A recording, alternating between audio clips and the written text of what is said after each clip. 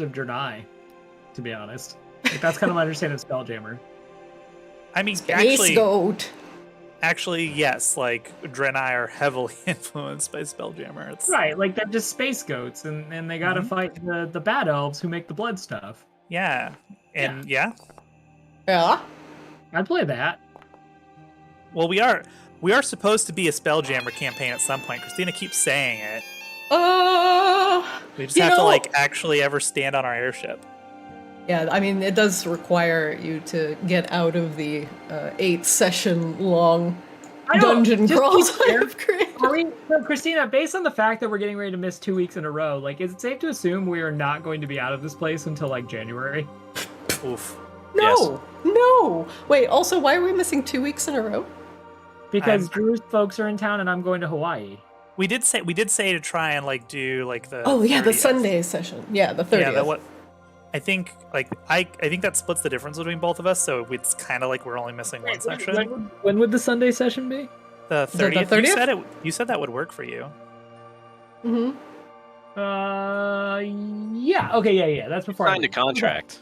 Yeah, because I'm gonna be out the 26th. My family is here the 22nd through the 29th. So I maintain that if you just told your mom you had to play D&D, it'd be fine. But whatever. I mean, that's what I'm doing because Yanni's family is coming in tonight, like literally right after this session. I have to go pick them up. Christina. I wouldn't miss fucking D&D for the world. And then I'm like, all right, Friday between 4 and 7 is my D&D time. Okay, shuts the door. For the 30th, then, to be clear, I am expecting at least a 6-hour session of D&D. I mean, you better bring some sodies, some snackies. No. If we just start at, like, before 2, I think this is a doable thing. But, like, I want to get out of this fucking house. I mean, hopefully by then that it will not be a 6-hour still remaining in Castle Vicatus. But you all are... That Sunday needs to be as long as it has to be to get us out of the fucking house. Like, but it does depend on, like, are you going to go back for Ool and try and bring him to your airship? No, you're like, fuck Ool. What are we even doing here then? We can deal with Ool offline. We don't actually have to This can be an email. This could be an email. Like, we all have our Play Arctis emails. Like, we can just do this. Yeah, we absolutely could do that via email. Why don't we? Is this a session that could have been an email? Why don't we start an email thread where we just like role play out like the less interesting parts of the game? I already try and skip shopping episodes. We've condensed this into sometimes you need your highs and sometimes you need your lows and sometimes you need to hit your friend in the face with a fireball AoE. Why don't we just make Play Arctis forums and then just like role play on the forums like the good old days? Well, okay, so this is something that I've been thinking about quite a bit, is that probably too much, and I'm going to fire this off of all of you, but I would love like a central area that is like a perpetual place where you could go in and do like in character things, whether it's like to flesh out your backstory or to RP with other people or to go on like side adventures, like, and it could be canon, it could be non-canon, but and I was thinking like, what would be the best potential venue or like platform to do this on? And I was looking a lot at like Discords and Discord bots and like how other people have like RP servers set up, and just none of them were really hitting that, like hitting home for me. Better not be an advertisement for World of Warcraft. Dude, if my spiel ends with, but did you know that Final Fantasy XIV comes with a free trial up to level 60? Yeah. With a free copy of Heavensward? Hey, wait, hear me out. What if we played Final Fantasy XIV as characters playing D&D in Final Fantasy? Like we'd all sit inside the Free Company house at the table and we just play D&D. Listen, this has legs. I know people during FanFest who just watched FanFest from their guild houses or Free Company houses, so like this has legs. Yeah, there's no legs here. There's no. Well, Christina, to your point about what you brought up, like I actually for a long time, so I played MUDs for like 17 years, so that's always an option. Yeah, so I've also played MUDs. Right, so I think like that or forums. Like I maintain that if we just look like 20 years into the future, muds are going to make a comeback, and we will have programmed an Arctis mud by then, and it's just going to be a whole fucking world, and people are going to love it. Yeah, so I was thinking about... yeet himself off the map? Yeah, I'm curious, like, Saya's testing my my boundary. Go off for a little bit, but just be back. No, he's playing Psy Rule, so he's clearly bored, but there's no trouble for him to get into. This is like watching like a nervous, like, puppy. Oh, there's always troubles I can get into. I'm gonna speed I run this house. Super fucking love doing like out of game like RP stuff. Yeah. I super love some of my favorite D&D games I've ever played. Like do that. I've done emails before, not like the greatest, and I've also done like IRC chats. Yeah, but like there's no reason we couldn't facilitate it in like Discord if we established some like rules or whatever for it. I love that shit though. Yeah, Christina, if you want to put something like that together, like I'm totally down as like a means of like developing maybe side characters or like handling some of like the less interesting stuff that we would just maybe like not get to on stream. Like I'm totally down for all that, and I share the genuine desire to just have like small little compact roleplay experiences on the side over the course of the day. So what I was really chewing on was having a set of perpetual scenes within Foundry where if I just like left the server on, you could log in and go to one of those scenes. Like it could be like maybe one is the inside of a tavern, and the players can like choose the scenes that they want to be in, but then just following like all the rules and guides, like basic walls and stuff, like you could have your own like perpetual server that you play in. That doesn't involve like you visiting the scenes that are involved with the story, right? So I was like, yeah, that is something that could happen very easily. Like I could do that in a few minutes. But it's like, is that accessible enough? And I don't think it is, because like if I wanted to check and see how like the story was, or like, because there's not enough people to like populate like an Arctis tavern yet, right? Or to like go on an adventure. And I think having scenes kind of limits that a little bit too much, because it's like, oh, you can't like visualize your adventure because you're in the tavern, right? Or you're in like X, Y, or Z. So I like the idea of the muds. I like the text-based thing, but like, is it cool enough? So I'm gonna look at like bots and like reward systems that maybe we can implement in Discord. So what I would say is like, it's, to me, the question of like, is it cool enough really depends on like who the audience is. So if it's just for like our little group of like 3 campaigns, like probably. I think if you'd want to bring in other people, which I'm actually like, if we did some sort of vetting process, I would totally be down for like letting people have like these little like text-based characters in the Arctis universe if we gave them like specific parameters as a way of like kind of building out the world. So like I'm totally down for that. That just requires a lot more work. Yeah. So I'm definitely, I've definitely thought about this, and I think it's a really, really cool idea, because I love the idea of like continuing stories or just continuing the universe, right? Because that's what the problem I think we run into is just generally like we are such a small group, and like the way we do it has to be like, again, like everyone has to have time and everyone has to be up to it and like blah blah blah blah blah. So I think like making it more accessible is the answer if like we generally want to build out the Arctis universe. Mm-hmm.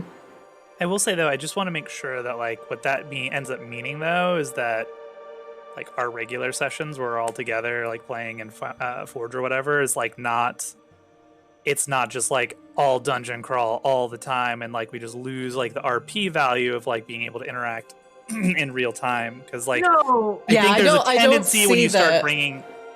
Sorry, I don't see it as a replacement though. No, but I think there's a tendency when you start doing asynchronous stuff that like you just stop character development in regular games, because now people feel uncomfortable of like, well, I kind of wanted to do this thing and I kind of wanted to like, you know, explore this side quest or like talk, like have this conversation with somebody, but now I feel like I'm wasting everybody's time because we have this asynchronous thing for that, and that feels bad.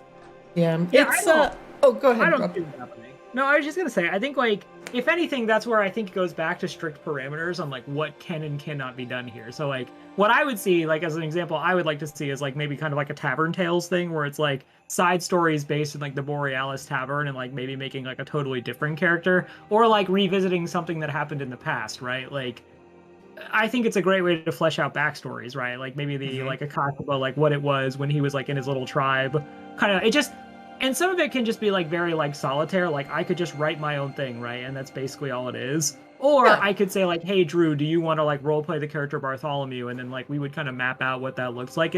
But I agree with you. Like I don't think it should be set in like. So we're all stuck in a house right now, right? So like I would not be like, okay, I'm gonna go do a thing where like simultaneously Akashiba's on the ship talking to Char, right? Like we would just like, that's just not a thing that would happen. It would be constrained from what's going on in the campaign. And I really feel, like, I actually do feel pretty strongly that if we do something like a text-based campaign on the side, which I am open to, it really, I don't think you could really, you can't use your characters.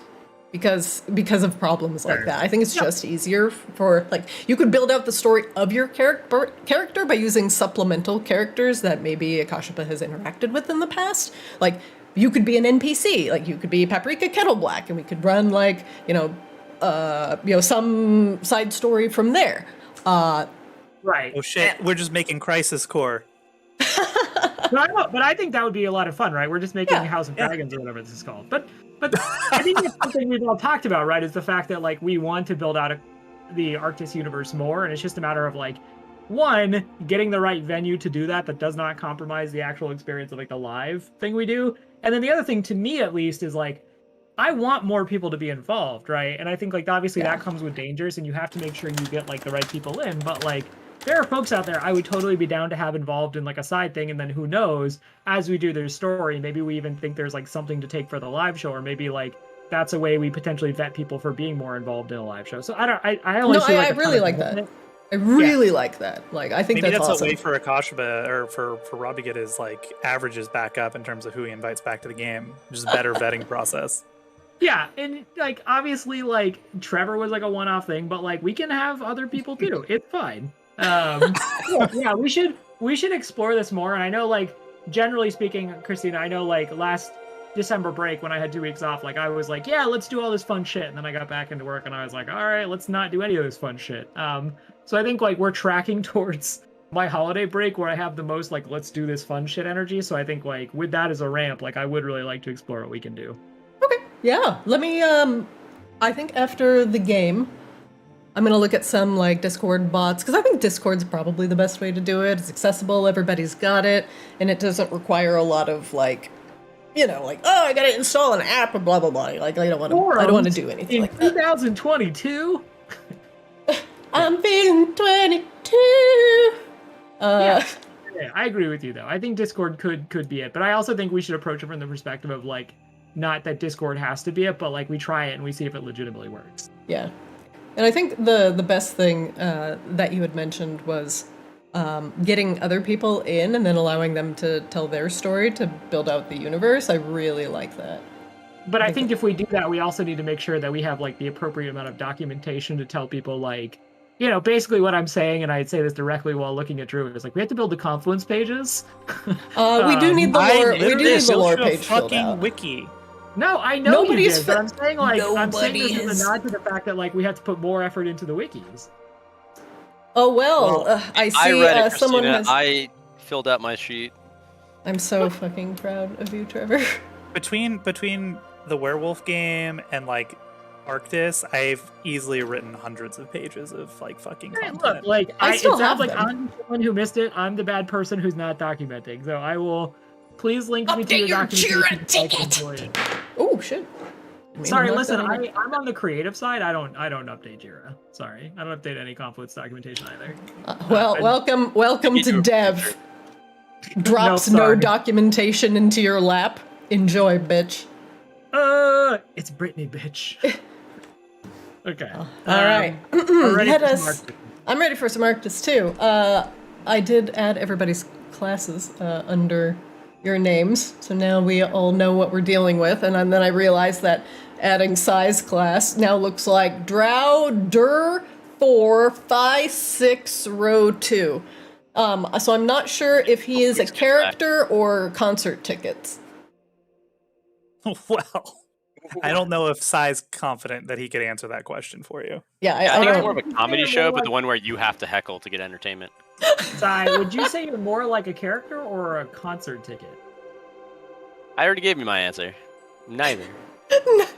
All right. You have to one or the other. You have to choose. You have to. All right. Oh my god! Can we get a MacGuffin at least tonight? Can I get a MacGuffin? All right, Akashaba, hold on. I'm willing to broker a deal. If you update your fucking wiki page, Yeah. I will start the text-based Arctis campaign. Oh, I thought you were gonna say like we could do unlimited Bladeworks tabletop, but yeah, I guess that's cool too. Sorry, I thought you really wanted me to do this. I didn't know you only kind of wanted me to do this. Sorry, go ahead. I really want you to update your wiki page because I need documentation. And Drew's like, Christina, you need to update the wiki, and I'm like, bitch, I am making this world. Bitch, I am in the kitchen. That is the job of a producer, and I need you to produce some wiki pages. Living over these MacGuffins. I cannot hold all of these. You know how hard it is to track all of these MacGuffins? All right, Sai has officially escaped the bounding box. All right, previously on Arctis, as we load up the first floor of Castle Vicatus. I love also, I should rename this because the first thing that Rain said as we were loading into Castle Vicatus was, Castle Vicatus first floor. Like, yeah. Yeah, I had the same reaction. And then like so now I just need to like start labeling these like Castle Vicatus 6th floor, and then you guys will just be really confused. Like, where do we go now? Okay, no Let flicks the world tonight. burn. That's the solution. Previously, on Arctis Ascended, you all are spending, yet again, way too much time in a vampire's castle. You are searching for the 9 MacGuffins of freedom. I'm sorry. You are searching for 9 creepy dolls as you play Tabitha Umbrellis's equally creepy game. As you make your way through Castle Vicatus, she has subjected you to various puzzles, trials, and tribulations, in the company of one tiny blue teddy bear. As you have made your way through Castle Vicatus, each of the separate tiny dolls have offered you some insight into Arctis's past, and even some of the tense situations that have arisen between the courts of Maginox. And it seems that throughout all of the dolls that you have picked up, there has been long simmering tension within the courts. The spectre houses, the vampire houses, all each battling for, power and influence. But it seems like also some other members of the court have left, including potentially the presence of the unseelie Fae. As you continue through the house, solving various puzzles and encountering shadows, vampires, and even animated pools. A dangerous animated ascended statue roamed the main hall, preventing you from crossing with guaranteed safety. But after encountering Ool, the pool elemental, who reminded you that there was no P in his name, please keep it that way, you all had lured the animated ascended statue to a watery grave. And now, you continue through Castle Vicatus. The ascended statue's now rusting at the bottom of the pool, and a water elemental as a temporary but cautious friend, as he did try to drown Saethius when they first met. For now, Flix will be keeping an eye on the rusted elemental, and making sure, the rusting statue, making sure it does not escape the depths And if you do need Flix, he will be with Ool for now. And seeing that the Ascended statue is the most dangerous thing you've seen, aside from the other mechanical guards roaming the outside, for the time being, you feel okay going on without him. There are not rampaging monsters to dodge. That is where we will currently start. As Flix had read on the outside of the door that this was Victoria Vicadis' study. But after hearing some metallic clamoring and splashing from Ool's pool, he went back to check on the situation. Let us begin. I believe we did also determine that it was, like, warded. It is warded. Mm-hmm. Oh, there's Scythius. Okay. Oh, God, there's a crocodile. Oh, right. That's right. That's yours. It's Teddy's. He said he wanted another friend. I wasn't his best anymore. Yes, the small teddy bear is riding the crocodile. Are you okay, Scythius, now that you are no longer best friend with Teddy? We'll figure it out if we can get out of here alive. But I don't know. Find more dolls? More friends? I do think we actually have to find more dolls. Yes. Mm-hmm. So, have we looked at this door? You have looked at it to the extent that you know it is protected by a glyph of warding. And then the small sign on the outside just says in crude crayon, Victoria's study. That's right. Yeah. As it was very odd looking and looked like it was a hastily crafted sign.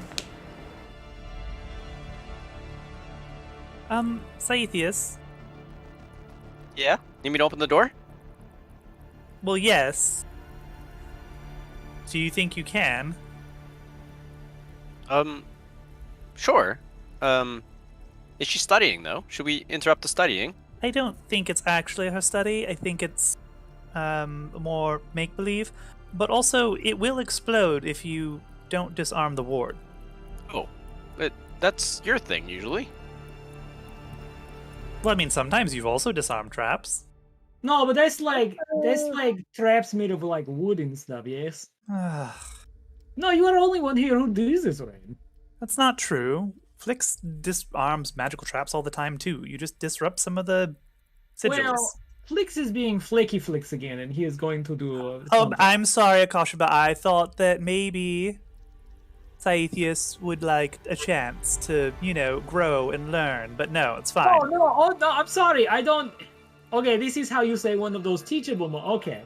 Nope, it's too late now. Does Rain actually get the sense that it's a dispellable glyph of warding based off of the investigation? That is correct, it is. Okay. It has the same abjuration magical signatures as the glyph of warding you are familiar with. Rain will reach out and attempt to disrupt the glyph's magic. And diffuse it.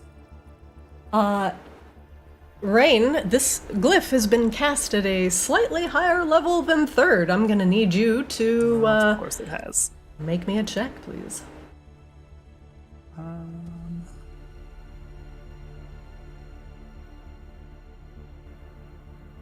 That's not it. There's also another door right around the corner. Maybe it's a second entrance to the study? I could try that one.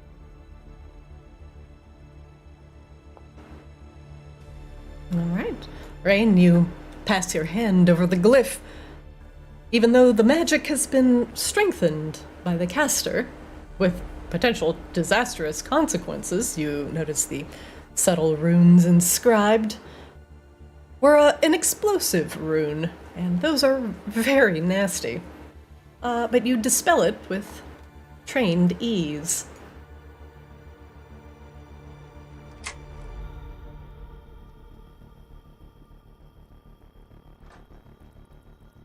Alright. You open the door to a comfortable-looking study. There are large bookshelves in a couple L shapes, candles perched on top of them, creating a cozy little nook. This is a lot of candles. You sure Flix doesn't want them all? Oh, God. Forgot about that. There is a intricate piece of art on the wall here that depicts the continent of Arctis. It is a lovely landscape painting. It's pretty art. Oh, do we see another friend over here? You do see a friend over there. This is also a very strange study. There's a lot of candles. So my teacher once told me as a child, and I was not good at studying, that important to have good space to study, have lots of ambient. Lots of ambient. No, I think that's a drug, Akashaba. No, Makes you hallucinate. No, it's like when you have like really nice mood lighting or something. I mean, I suppose hallucinating would actually be really good for studying, possibly. Yeah. You know, you learn a lot of very interesting things you weren't expecting. Right, yeah, why you judge? I wasn't. Drugs are great. Do drugs, kids. No, this message not brought to you by Akashaba. No, but quite literally, that was the message you brought to us, Akashaba. My Nike sponsorship. So are these all like big bookshelves? Is that what these all are, lining the rooms with candles on top of them? Mm-hmm. Yep, they are quite tall bookshelves, about 7 feet tall candles that are lit all around the room. There's also a roaring fire in the fireplace. The fire that is current. Rain, make me an investigation check.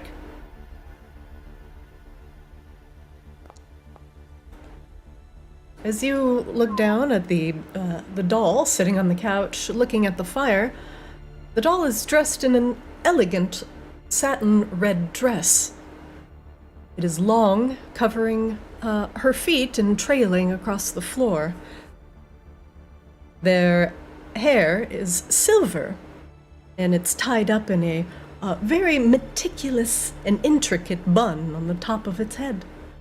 And tiny little decorative jewels hang around its neck, along with the little locket that unlocks the pieces of the puzzles further in. However, the doll's gaze, and her hands are folded on her lap in front of her, and her gaze is fixated on the fireplace. Does the fireplace radiate magic? The fireplace radiates very strong magic. Its origin is unknown. The fire that is in the fireplace is a very bright red, an intense red, as opposed to normal oranges and yellows you would see in fire. Akashaba, does that fire look normal to you? Being the fire guy? Would Akashaba do an Arcana or a Religion check? Could I do a Religion check? Sure, I would allow that. Like, you just immediately went into bargaining. It's great. I'll allow that. Yeah, good choice, Akashaba. Fuck you, Zarina! Akashaba, you stare into the strange fire. It has, well, the first thing that you notice, along with Rain, is that there are no logs on the fire, and the fire in the fireplace seems to burn on its own accord. The red in the center is so intense you can barely see anything within it. I don't think that is normal fire noise. This must be magical. Akashaba says it like maybe he's sure. It is certainly magical. It's actually very powerfully magical. It was more of a question of like... Why you asked him? Well, like, I don't know. You know different types of fire. There's like hellfire, and there's like your holy fire, and like I can't really tell the difference. It's all just fire to me. You are not very specific. No, it's magical fire. I don't know if he's like specifically from like pits of 9 hells, but no, he's. Yeah, I picked up that lore from the other broadcast. Pits of 9 hells, but I think he's definitely magical fire. Clap. Shut up, that's a lot for me. I listened to the lore exposition. I'm fucking I'm impressed. yeah. This is what I got ultimate debated because I thought I was getting an HBO episode and Tuga was gonna die, and instead I got a lore exposition. But whatever. Yeah. you got a Channel 9 documentary. Christina tricked me. It worked. God damn it.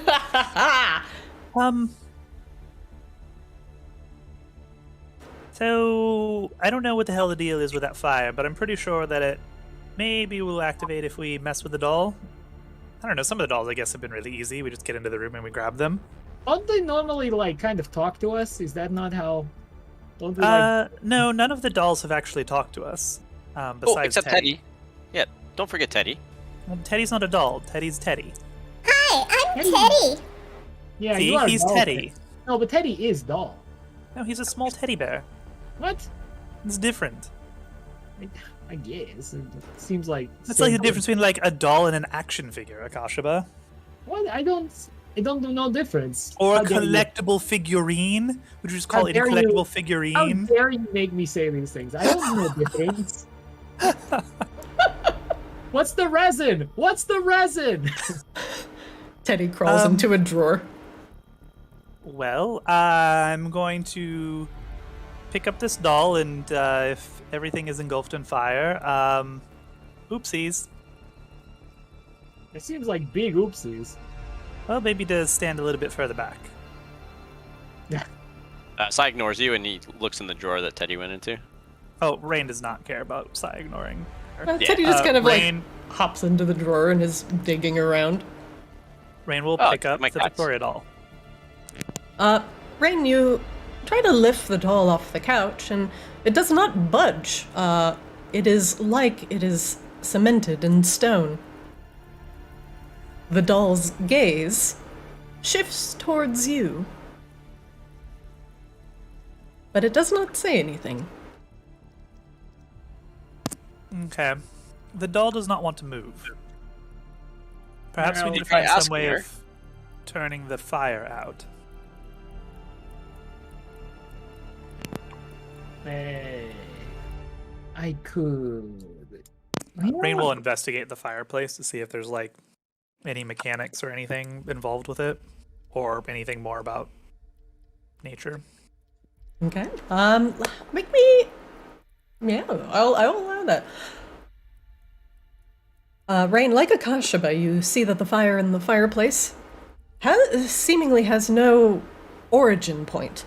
And that is concerning, because usually just fire doesn't, like, persist and exist like this. Or at least in a way where you don't recognize its origin point. In something like a delayed blast fireball, it would have a clear origin point. This just seems to exist and radiate a magical aura that you do not recognize. However, you peer into it carefully, and you think you see a hint of something solid that does not waver in the flames. But it is so deep in there, and the fire is so unbearably hot, that you cannot get any closer to it without experiencing see this great thing? discomfort. Rain will try to use Mage Hand to reach into the fire. It is solid to your mage hand, but you pull on it with 5 pounds of pressure, and it does not budge. Is anybody here immune to fire? No, even with my abilities of fire would still most certainly burn me. Oh, I'm quite flammable. You know, covered in wood. Yep, that's rather unfortunate. Maybe, what if, hear me out, and what if fire has to burn a certain amount and then we'll stop? Oh, good call. Yeah, just add more fire. No, but maybe it needs to, like, burn something, like maybe something highly flammable. Teddy is digging in the drawers. Rain will cast Ray of Frost just to see if it has any impact on the flames. All right, roll to hit.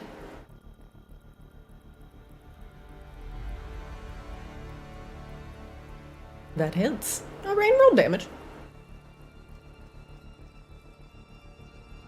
Rain, you cast Ray of Frost, and as the frost forms on your fingertips and then streaks towards the fire, The fire is so intense that the frost does not meet its end point and melts away into water and then into steam. Did it seem to have any effect on like the size or heat of the fire at all? Nope, not at all. In the depths of the drawer, Teddy pulls out a quill and he throws it on the ground. Oh, Rain. What about birds? What? What? Teddy had a good idea of like try feathers with birds. This is Why is that a good idea? What? I'm sorry. No, and Teddy had an idea. As you say that, Teddy throws out a rolled up piece of paper. Akashaba holds up the quill and paper in Rain's direction. No, it's not. It's quill and then there's paper. He just saw feather. I'm sorry. Teddy is contributing to puzzle solving now. That's new. We all acknowledge that's new, right? This is very strange. Teddy has not done this before. Okay, well, what if no, that doesn't make sense. Hold on. What if Teddy wants us to complete all these tasks so that we end up having terrible fate? Maybe. Yes, but why is he just now all of a sudden? You know what? Never mind. Let me look at the quill. I think we are not handling this one as quickly as we've handled others, maybe. We just got here. There's a rattling noise from the drawer as Teddy is rolling something around within. Teddy's getting impatient. He's like, these idiots don't get this done. Can we just get like a Teddy internal monologue of I want to get out of this fucking house? I just want to get out of this fucking house. He does not say that. Oh my, Teddy. We are really frustrating Teddy. This is a family show. Teddy tosses out a bottle of ink. If anybody wants to catch it before it hits the ground, you can make me an acrobatics check. Yeah, I'll try. He's right there. Go ahead.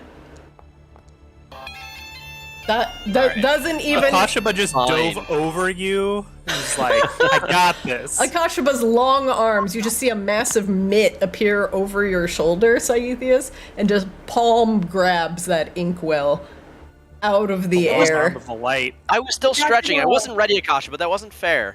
Akashaba looks at it. Damn it! I thought this was snack. And he hands it to Rain. It appears to be a corked up bottle of ink. Okay. And the parchment is blank? The parchment is blank. Oh, are we supposed to write like a treatise? Like the vampires are supposed to not do a thing that's bad, and then no one signs it? Is that what we're supposed to add to? Maybe. I guess we could look around for any other correspondence. Well, there's a book right there. I would like all three of you to make me a perception check, please.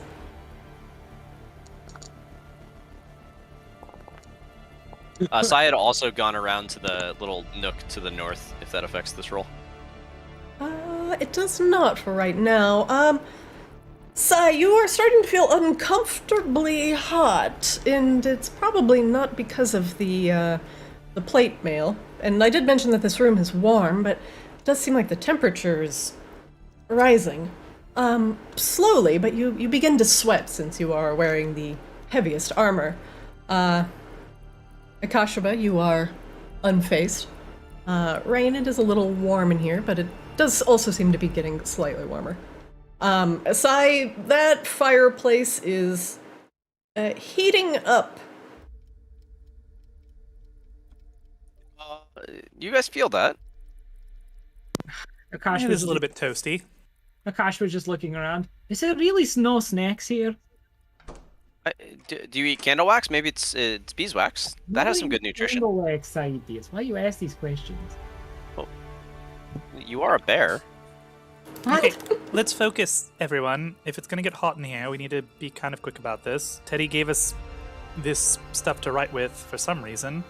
Rain's gonna go over here to this open book and take a look at it.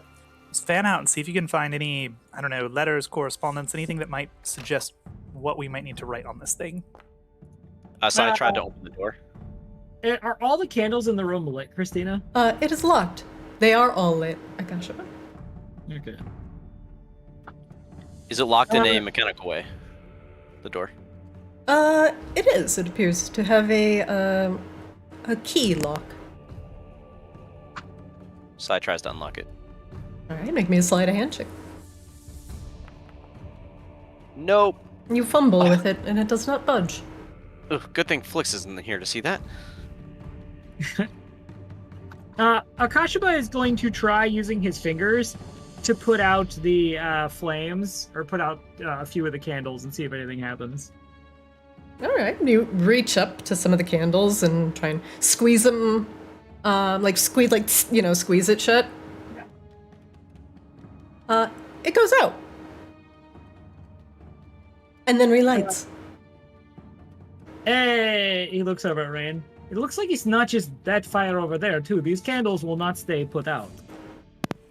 Do they have the same kind of coloration as the fire in the fireplace? They are significantly smaller, but I think just due to the size, their color is diminished. But when you think about it, they are notably more orange. So it's not just that fire over there, it's whatever these fire... maybe it's just like entire room. Maybe fire does not go out there. Akashiba is going to hold out his hand and produce a small flame. Okay. And then he's going to try to put out the flame. Does anything happen? Akashiba, when you summon the fire in your hand and you look at it, the fire is in black and white, lacking all color and saturation. And in fact, does not put out any heat in your hand either. Looks like flickering ripples of gray upon gray. What the shit? He's like showing it to Rain. My fire is not working right. That sounds like an us problem. I don't. Okay, what Teddy gave us? Parchment, quill, ink, scroll. Sai, you are walking past the doll, and past Akashiba. Make me a perception check real quick. Teddy is currently on the floor. Sai, as you're walking past the doll slowly lifts its arms. Straight out, they were folded on her lap in front of you, and now her palms are turned in towards each other, looking as if she were receiving a hug, or perhaps beseeching something. And very slowly, her tiny articulated mouth begins to open. Sai gets closer, looks in the mouth, and in her hands to see if she's holding anything sharp. One second. She's not holding anything sharp. Anything noticeable inside her mouth? Fire, oh fire, heed my desire. The doll's Sorry, could you say that louder? You don't want fire, or you do want fire? The doll seemed to say, fire, oh fire, heed my desire. Sai gives the doll a hug. The tiny doll does not reciprocate, her porcelain arms locked in place. Oh, I'm sorry. I didn't mean to presume. I thought that was clear. I'm sorry. Backs away. Saithius, did you find anything over there yet? Oh, the doll was just saying something about fire and desire, but then she doesn't desire me. Maybe she wants Akashiba? What? Saithius? Yeah? Why would you not say something? Oh, because the doll was saying something. Rain, as you go around the back of the couch, the doll has indeed changed positions. Her arms spread away from each other. In front of her, kind of pointing straight out, palms in, as if she were trying to receive a hug. Or they're just pointing straight at the fire. Does it look like she could possibly be pantomiming holding something, like a piece of parchment? Her palms are open. and facing towards each other, so it does not look like she is intending to be holding something.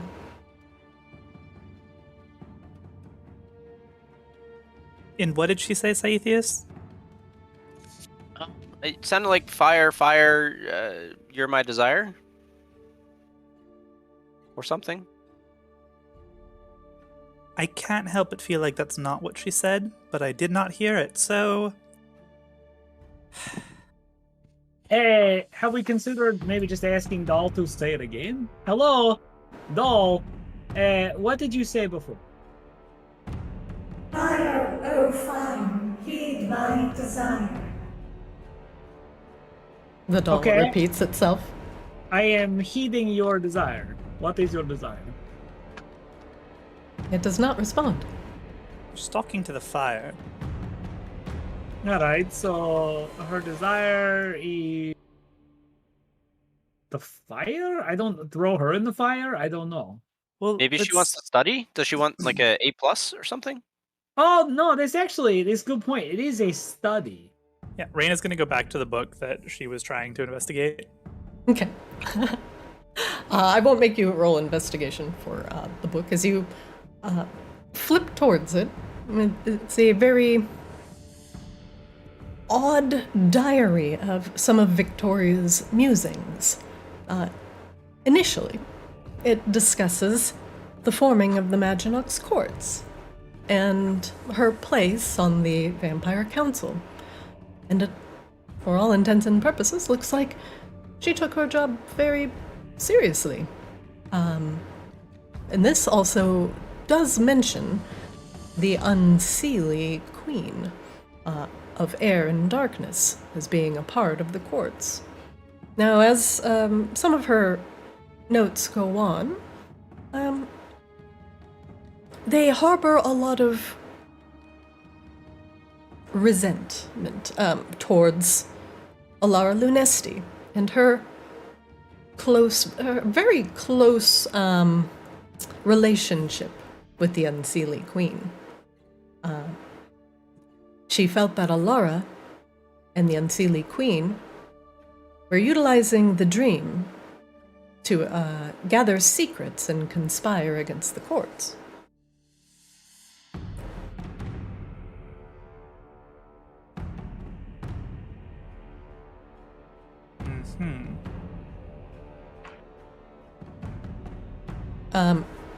Further on in the book, Victoria basically outlines that Maginox and the dreaming of Maginox belongs to all of the court, and that the court should have access to it in order to prevent secret whisper networks. But it seemed like being a blood-drinking vampire versus a dream vampire did not proffer her the same respect.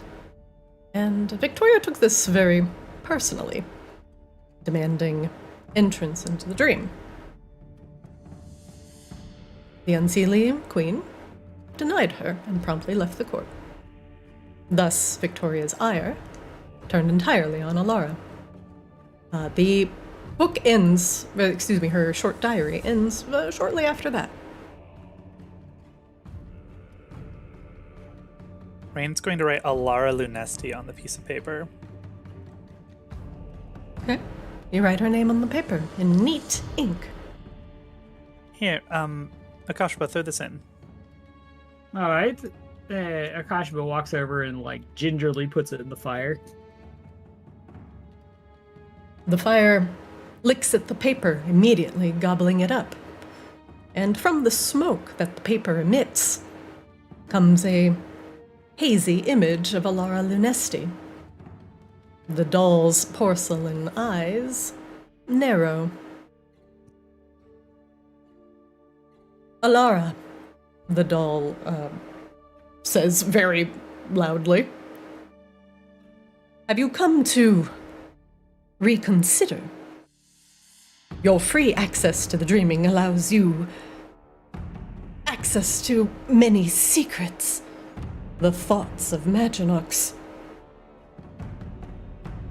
It is not a playground simply because you must live to subsist there.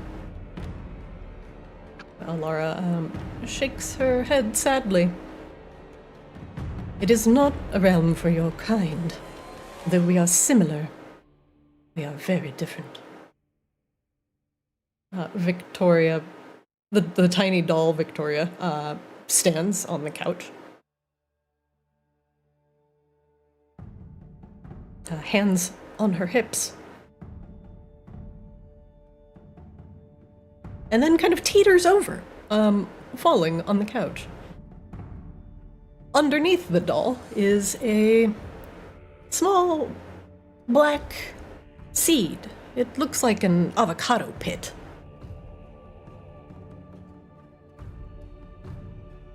Hey. Maybe we can go plant that. Sai rushes over. What is it, Sai? Don't just assume things. Look at it. Well, okay. He looks at it. Does it look like a normal type of seed? Make me a nature check. Oh no, the druid's not good at nature. 13. You hate to see it. Sai, this has the characteristics of a seed. A hard and protective outer shell that also looks hostile to anyone that, or anything that might consider consuming it. It is covered with it is black, covered with a carapace that reminds you of scales. It also has small little barbed spikes, ensuring that if it went down any throat, it would rip and tear all the way down. The hardened outside of the seed, it does look in big shape like an avocado seed, about the same size. But it is not anything of this natural world. And you immediately think, well, it can't be an egg, because if anything tried to poop that out, excuse me, Sai doesn't think that far. it would be terrible. So, oh yeah, with a 13 nature, I'm not even sure Sai knows where eggs come from. Yeah, no, he doesn't. He makes them himself. He's going to immediately try to cast Druidcraft on this thing. So, second bullet, you instantly make a flower blossom, a seed pod open, or a leaf bud bloom. So he's going to try to, like, use Druid magic to have this thing progress in its life cycle. Okay. So you use a Druidcraft, and the seed that is on the couch quivers and shakes. And it quivers. And then there is a wet crack as a line appears down the middle of this strange seed. And it's too thin for anything to potentially look out quite yet. But the way it's opening sounds more like something out of the movie Aliens than, say, cracking an egg on the counter.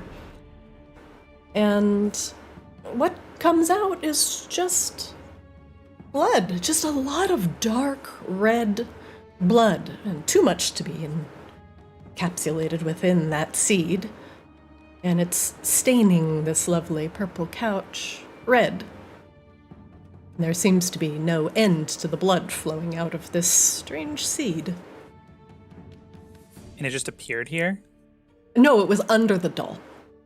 Oh, so we were able to move the doll. Yeah, it's just lying on the couch now. Okay. Against better Dolls lay judgment, eggs. Sai is going to get close to the blood and sniff it, see if it smells like anything that he recognizes.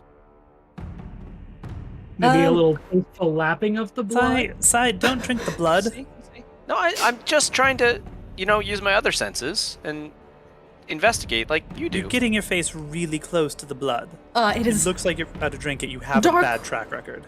dark red, coagulated and putrescent. It smells of protein and rot. Oh, this is no good. That whatever's inside that egg is not going to come out feeling okay or natural. What? Akasha, should we put it in the fire? I don't know. This is not my area of expertise. We can certainly try it. What's the worst that's going to happen? We're all going to be engulfed in flames. Or one of those big dragons like in Borealis could come out and eat us. Yes, also that. Do it. I don't know, Rain. What do you think we should do? I think we need to get the thing in the flames out of the flames. I don't know how to do that without somebody reaching in and grabbing it themselves. Sai, this thing that is currently pouring blood is still pouring blood. Like a heartbeat. Yeah, he eats it into the fire. The flames happily lick up the strange seed, and it hits the back of the fireplace and rolls quite conveniently next to the other seed. And the other seed rolls out of the fireplace. Boop, boop, boop. The one that is cracked and oozing blood seals back up in the heat of the flames, and instead of sitting still now, like a seed should do, it pulses. Boom, like a heart. Boom, boom, boom, boom, boom, boom. Rain is going to go pick up the seed that rolled out. Rain, make me an Arcana check.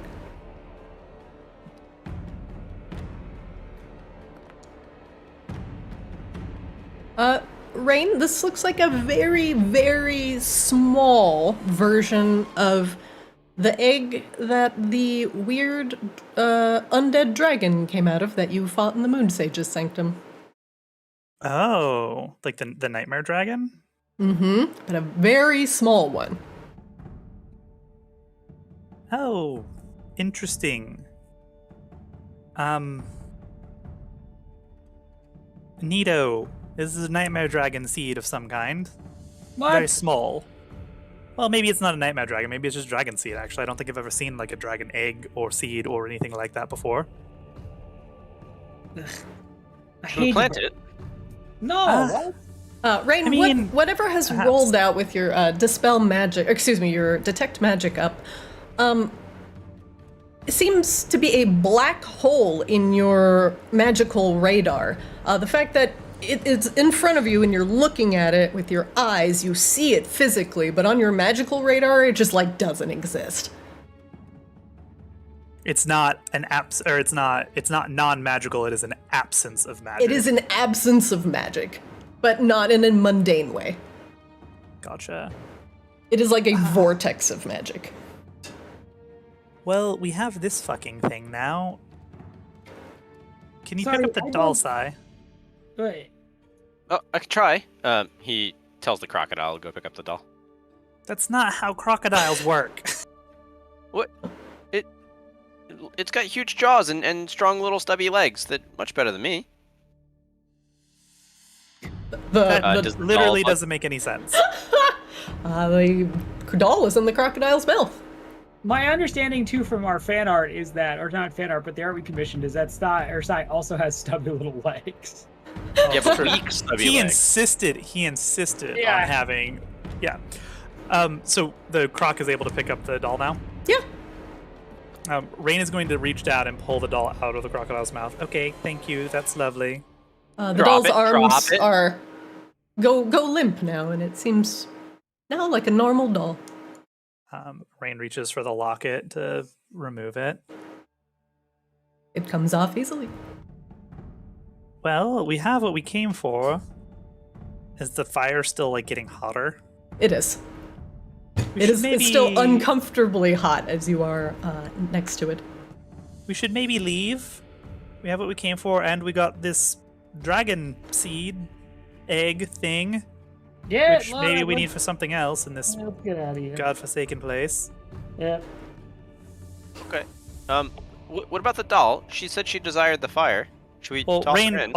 Rain also takes the doll, Oh. and puts it with the rest of the dolls. This door's locked. We can't go out that way. Did we just hear it click though? Teddy walks up and opens the door. Atheist, did you even try this door? Honestly. Wait. Hi, I did. I'm Fairness, Teddy. you get mad at him when he opens doors, so. Well, no, but I saw him like fiddling with it, and he's like, "Oh, it's locked." So I'm surprised that he already looked at it. But I was checking it for traps. I was not unlocking it. Oh, why wouldn't you just check that too? Yeah, if it didn't have any traps on it, why didn't you just, make sure it wasn't locked? But you did. You said it was locked. I don't understand. Wait, Teddy. Hi. Oops. Can you get back on the crocodile? Teddy is too small and is clipping the door. There we go. Teddy is on the crocodile for all intents and purposes. Teddy, Howdy, I'm Teddy. Don't go toward this. You look like a great knight. Oh, this is back in the main hall again, right? Mm-hmm. Over here. You return to the main hall. Keep going. Keep going. Keep going. Yeah, keep going. Oh, hey, that looks like a thing. Rain, there are sigils here on the ground that are currently glowing. Let me pause this real quick. Rain, how many dolls have you found? I think that was 6. All right. Let me just double check. The answer was 8. No, I think it was 6. All right. Because we found... We found Fey Queen, we found Lucari, Polaris, we found Werewolf, we found the little chef doll, and we found the one out of Ool's pool. I can't remember what that one was. Yes, I do have those. And now we just got Victoria. As you walk near the sigils, there were 3 that were initially lit up. But as Rain gets closer, the lockets all open in your hand, and the sigils float out, slowly sinking into the carpet, making strange patterns on the floor. Oh. Excellent. There's our 6 sigil pieces that we found so far. So many.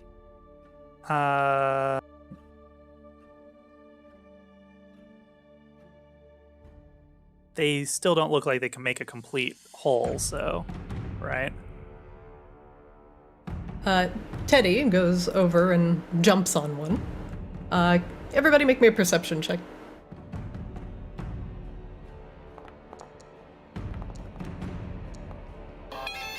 Oh, okay. As Teddy jumps on it, you swear you see it shift. Ah. Yes, of course, Teddy. Rain is gonna go over and, wiggle this one. Oh god, I clicked it and did something. Okay.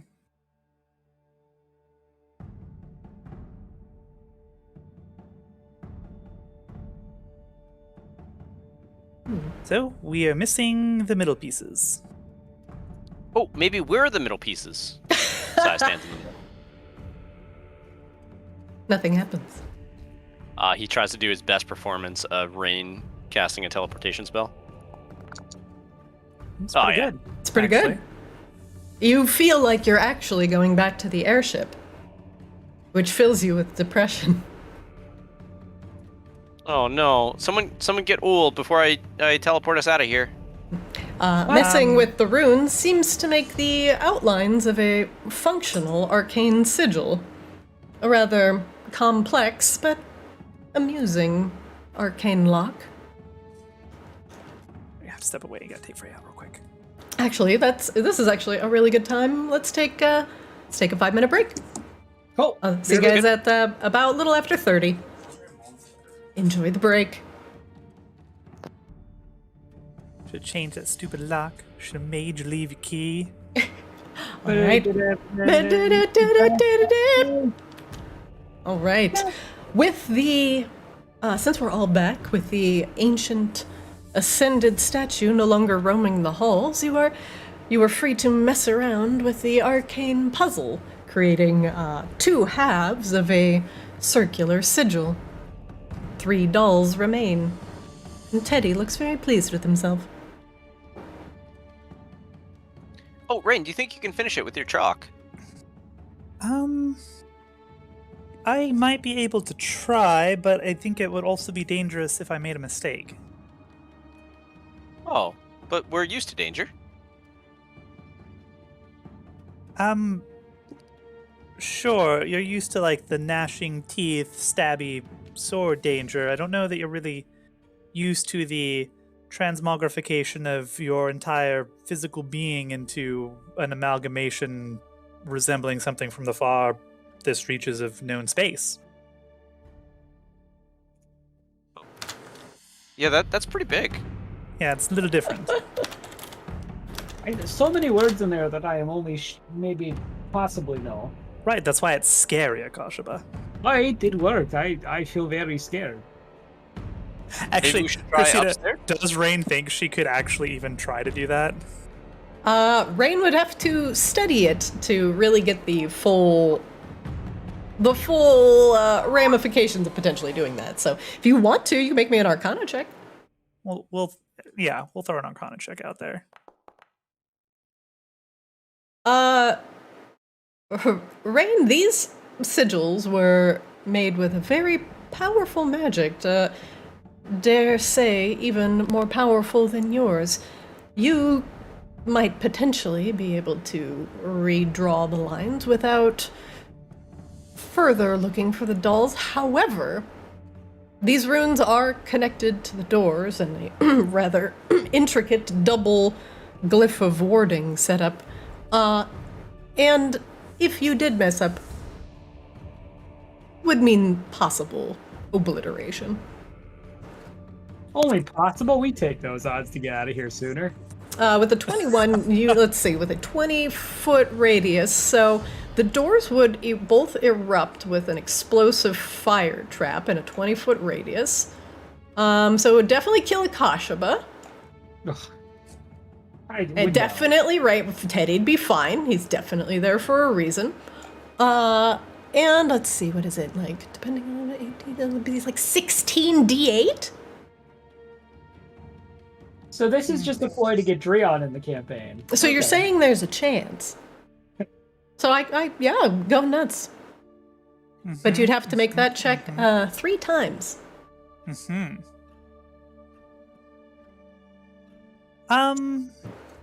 Yeah, I could maybe do it, but I think it would just be a lot better if we looked for the dolls. Upstairs? Actually, yeah. I can't really see around the box or around the map so much. We have exhausted like the right-hand side of this, right? That we saw. The right hand. You mean like the? Oh wait. The east wing? No, here. You have not. Yeah, there's a door here we didn't even look at. Oh, is it trapped? I don't know. Isn't that kind of like the job that you've decided that you want to do? No. You check for the traps that are magical, and if it's not magical, then I deal with it. Oh, well, I can just tell if there's magical traps on it or not. Rain, there are no magical traps on this with your detect magic. Right, so I try to unlock it. It is unlocked. Sai opens the door and does not explode. That's Sai, a first. This room looks, honestly, quite normal. There's a fireplace, a comfortable couch, paintings, and decor. On top of the familiar candles in the room, this otherwise would be a very nice place to be. There's a door to the north, and there is another door inside this room to the east. Now, Rain, the door to the north is very, very different in appearance than the door to the east. This door appears to be rotted, old. Looks like somebody drug it out of a swamp.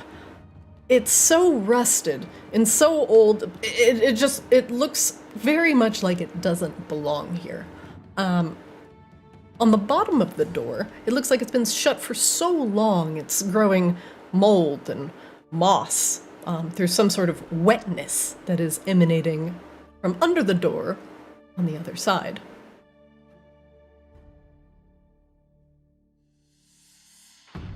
Oh, something alive. Excellent.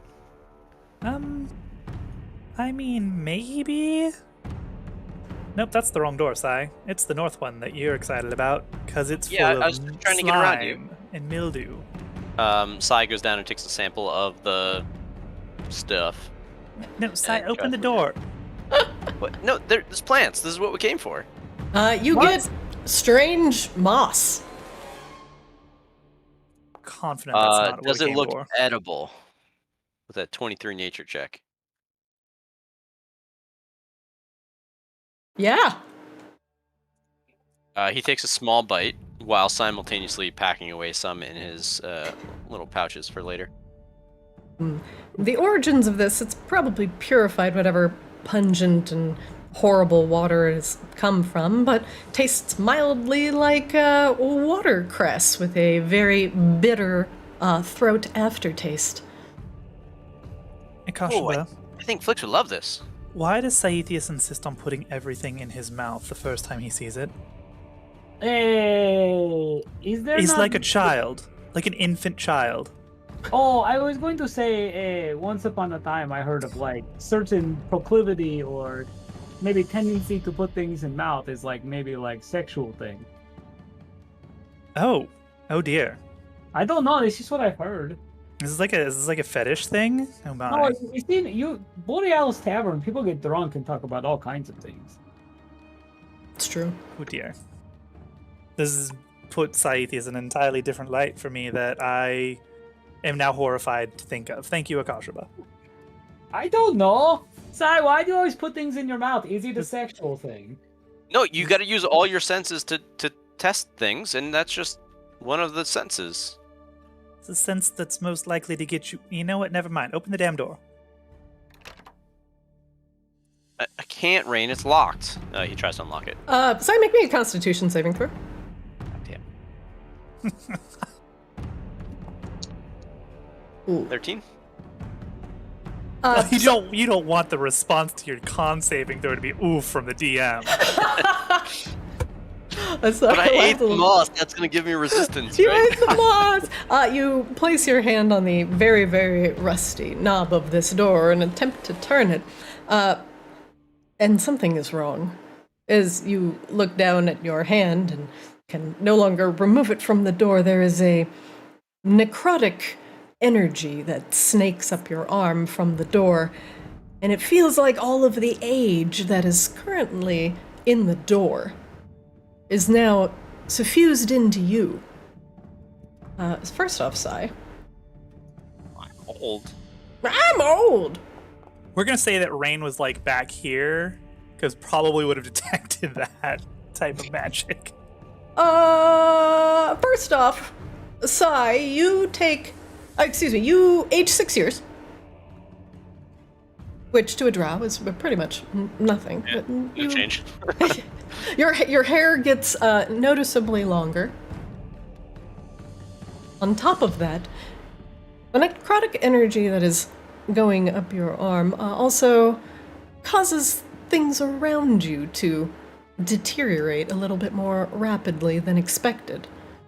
Your poor crocodile friend also ages 6 years. But instead of a nice, a nice plump crocodile you're looking down at, he turns into bones. Wait, what? They live to like 70 years old. Not your shitty crocodile that you summoned, apparently. Damn. That's so sad. What happened to Teddy? Teddy's with Rain. Teddy's standing to the left of Rain. Teddy was like, I'm not fucking with that. Oops. Well, good thing they come from the ether. I'm sorry. I'm sorry. I forgot to apply this to you. No, yeah, we're good. We're good. So you take 18 necrotic damage. So I touching am the door. resistant to necrotic damage, so take half of that. Take half. Does that also take half the years, if that's relevant to anything?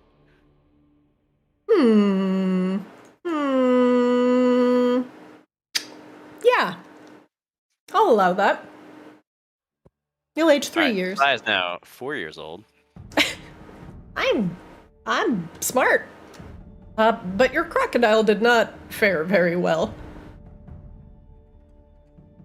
I'm going to take a step back here. Akash, that seems pretty reasonable. Yeah. Akash, but there's a open book on the table that you are near. Akash just like turns around, walking away from whatever nonsense Sai is getting up to, and looks at the book. Well, at first glance, it looks kind of like a history book. And as you're reading it, it seems to be a passage on liches. There was a time in Maginok's history where the lich was once seen as a member of the Reborn Council. Something that, akin to a vampire, took life to sustain life. However, due to the incessant proclivities and the lack of empathy on the lich nature, Maginox has officially dubbed liches in the art of soulcraft expressively forbidden in order to keep the sanctity of the souls of Arctis running as currently intended. And thus, liches and the power of soulcraft shall not be utilized within the area of Maginox nor Polaris, and so it shall be. This one is, this is actually signed by everyone. Everybody disliked Soulcraft. Everybody disliked this. So, was the first bad guy we fought the one that like destroyed Azrael? Was that guy a lich? He was a vampire. He was a vampire. Okay. Akashima picks up the book and kind of thumbs through it, and then he like looks over at Rain exasperated. Exactly 0 pictures, but maybe you find it interesting. Something about liches being banned. And Akashima, as you pick up the book, a loose sheet of paper falls out onto the floor. Akashima continues to complain and doesn't initially see the paper fall. I'll give Rain the opportunity to notice it if she wants to. Liches, yeah, those don't exist. That's preposterous. It's No, fairy tale for bad wizards. They don't exist because they're banned, and Akashima holds up the book. No, liches don't exist because it's an easy out for like bad wizards who aren't talented enough to actually seek immortality on their own. Akashima like puts the book down and happens to notice the page that fell out and bends over and picks it up and begins reading it. It's somewhat cryptic, but it says, the liches locked away will only be freed by something given freely. Like you're gonna make it rhyme and say something gay. No! Can only be freed by something gay. Oh well, there goes Akashima's evening plans. Akash returns to Rain. I don't know. This says more about these liches you say don't exist. Rain, quick, search your pockets for something gay. Rain is like takes it very incredulously. Liches. It's a fairy tale for shitty wizards. That's not a real thing. I guess we have to give something freely because it's a metaphor or something. Okay, I give Saithius freely. He gestures at the paper. Maybe at the door. All right. I gave my crocodile freely. Does that work? I don't think it counts. No, I don't think it is what happened though. I think it took it from you. Yeah, it just happened to you. It's not the same thing. Oh. Saithius, do you have anything you want to give away freely? No. Advice? We can give it advice. Okay. Hey, if you're actually a lich, you're just a shitty wizard, and you got duped, and honestly, this is a bad play. Sorry about that.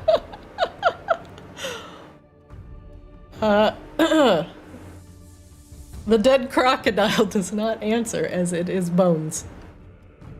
Oh, Rain was talking at the door, but yeah, okay.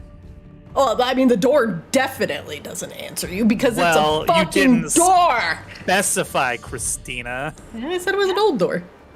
I still have 11 ounces of goodberry juice, so I'm gonna pour, let's say 2 ounces of goodberry juice on the doorknob. You pour a couple ounces out for the homies. Okay. Freely spread life and nutrition and well, not good taste. Those two should work, right? Sure. I don't know that liches particularly enjoy goodberry juice, but I've never met a lich, so Nonsense. they don't exist. Everybody old enjoys goodberry juice. You know what? Honestly, yeah, if goodberry juice is like prune juice, liches probably love that shit. Rain, make me an Arcana check.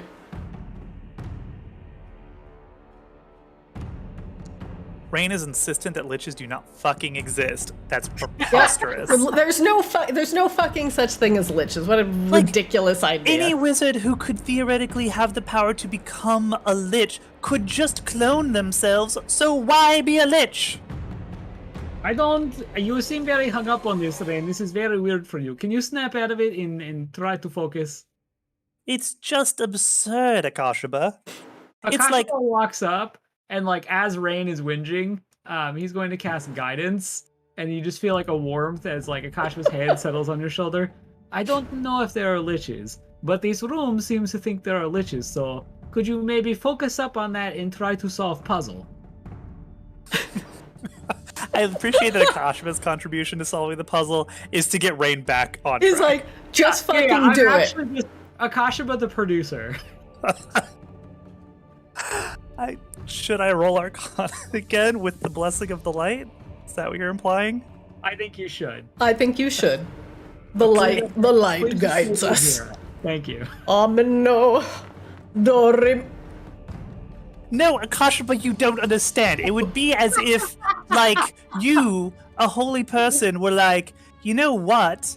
Instead of healing people, I'm going to go steal the life essence from these other people and inject it into the people who are hurt by killing these other people. Like, why would you do that when you could just heal them in the first place with the light? It's the same thing. The light is not providing. The light is not providing.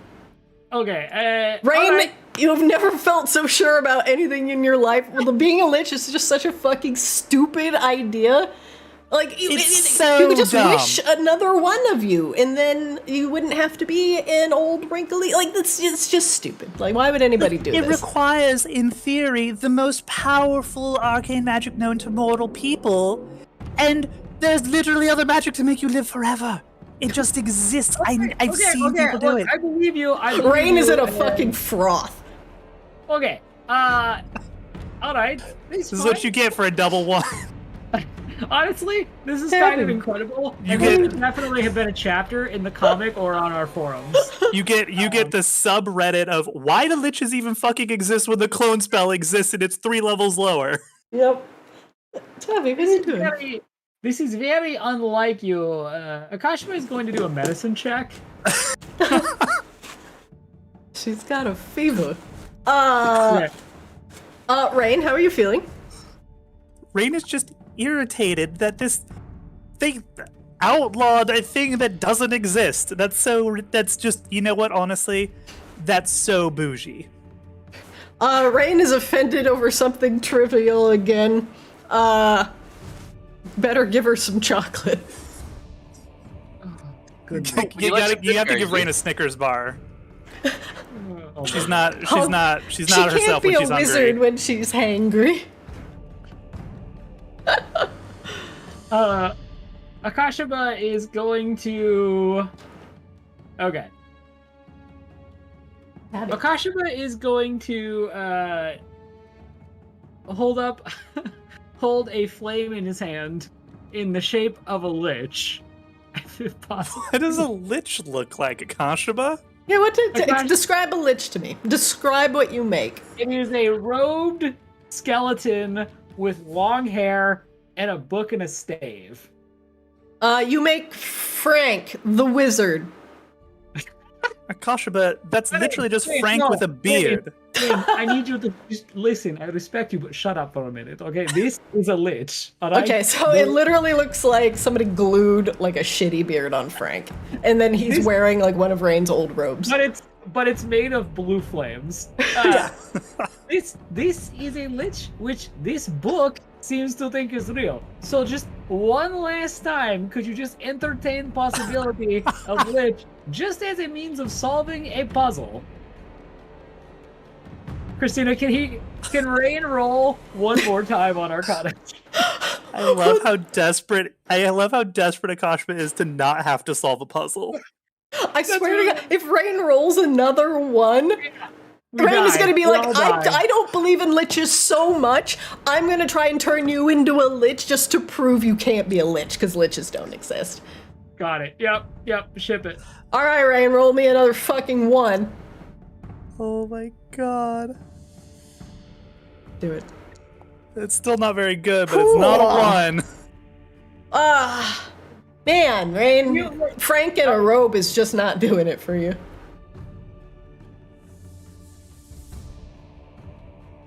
I don't understand, Akashma.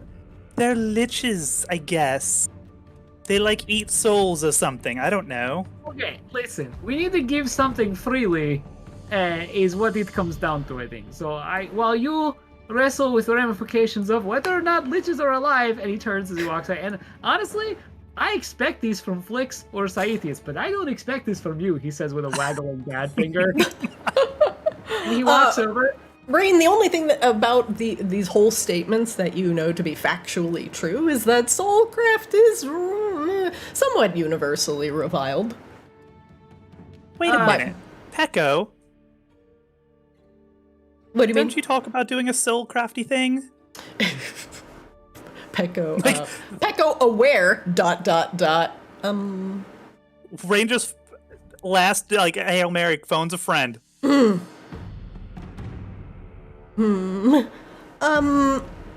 Yeah, so what I did was technically illegal for science.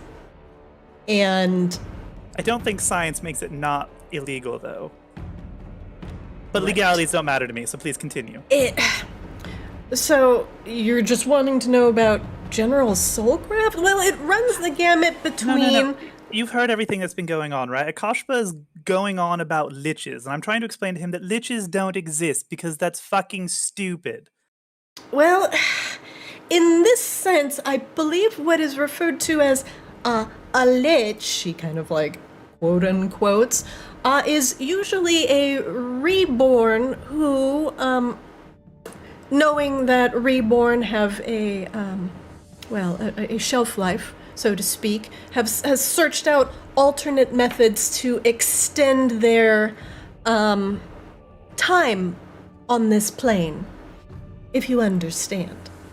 While this is happening, Akashima holds out this doll that he got in episode 1 of Arctis. Yeah. And he holds it up to the door, and under his breath, very grumbly says, "I offer it freely." You offer your religious icon of Beatrice the porcelain to the door?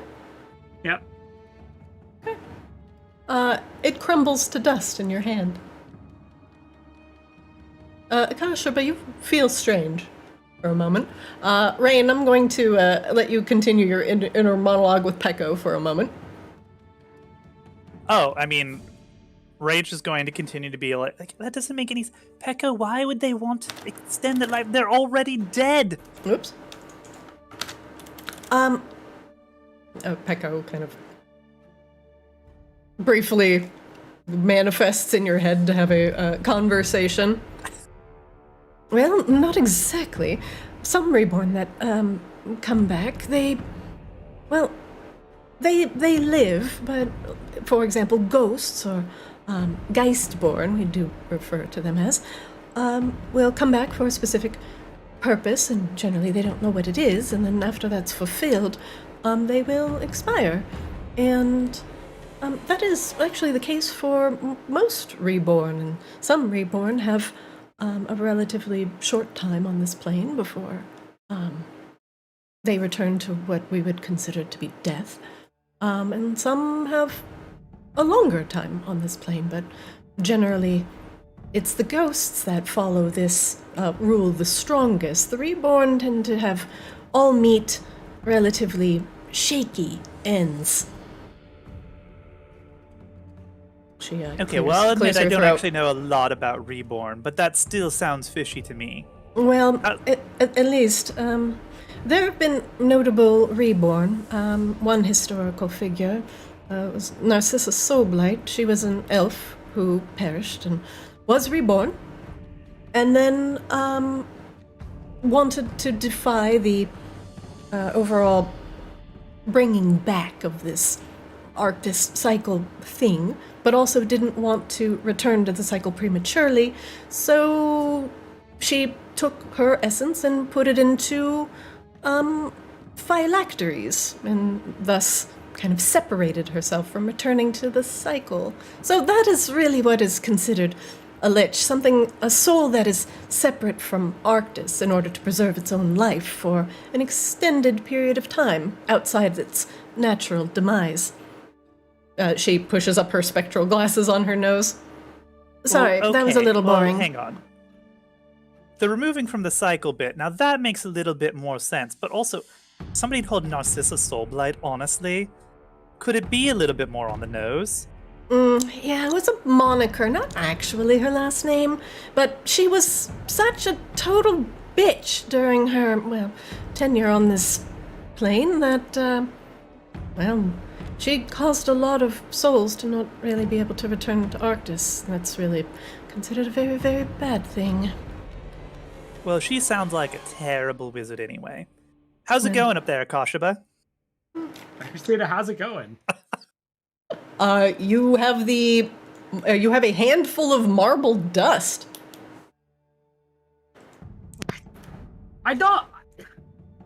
It didn't work, and it took my doll. Akashima is going to snap as soon as nothing happens, try to use mending to repair the doll. It does not work. Your spell fizzles. Turns back. Are you done? I tried offering my precious doll of a light ascended, and it took the doll and did nothing. Well, yeah, it took my crocodile too. Well, your crocodile wasn't real. You made it. Well, everything's made. He just turns away from that conversation. Ren, can you please? Are you good? Do you know that liches are fine and real or something? No, liches are still stupid, but have we looked at this door yet? We've looked at the edgy door over there. Yeah, that door is bad. Don't put things you care about there. Let's maybe look at this door. How about that? Maybe there's something in the other side of this door that we need to open that door, right? Akashaba, I mentioned after you melted your little statue that you felt a little funny. I'm going to give you an option. I kill someone's lover. I choose whatever that option is. No, but I will allow you right now to regain all your spell slots, but your hit points will be set to 1. You have 10 seconds to choose. Is that just the only option? Yep, or you can not take it. It doesn't seem like something Akash would take, so he's not going to take it. Okay. The strange feeling subsides. Akash wiggles like a cat that maybe thinks has a flea on it or something. His back wiggles and he kind of shimmies a little. It was a strange feeling, maybe related to the door. I mean, so I got long hair from the door, so. Oh yeah, it's very luscious. No, actually, it's kind of scraggly, actually. A little greasy. Oh, you haven't washed your hair in 3 years. No, Saithis, you shut up. You are not helpful. Rain, head in the game. Look at the door. And he points to the door. Rain rolled a 20 on investigation for this door, plus whatever detect magic might reveal. Rain, the door has traces of a spell that I'm not sure if you know it in your spell book, but of some sort of geas. And it's jumping from person to person trying to fulfill itself. It seems like whatever is attached to the door does want something that is given freely. However, it also seems to have taken something not so freely. As there is some sort of malign magic that is also attached to this. Like a trick, like a rug pull. On this door? On the door by the crocodile. Okay. So it's a twofer. It takes something, even when you give something, it takes something else. Yes. Okay. And that's what Rain gleans from this door that has, like, a different spell on it? No, this door that you are looking at right now is actually a subset. It's like an arcane lock, but once you open this door will also open. Alright, well, this is the door that we actually need to get into, Akashaba. That'll open when we open this door up here, so we need to figure out how to get into this fucking thing. Saithius, a strange feeling washes over you. I'm going to give you a choice. So you can, Yes. You take the first one? No, he waits. You can resurrect your crocodile and turn it into a giant crocodile. Or Akashaba can lose half his hit points. What? What? Doing some math here. Where's the 10 seconds rule for Sai? Oh, I assumed it was happening. It is. Yeah. How is Saithius... Wait, so pause. Above board. How is Saithius having this feeling to make this choice? Sai visually sees a strand of necrotic energy kind of floating from you to the crocodile, now to Akashaba. And there's also these thin strands kind of floating from... actually, you touched the door. You put good berry juice on it, and Akashaba offered it something. There's nothing attached to Rain yet.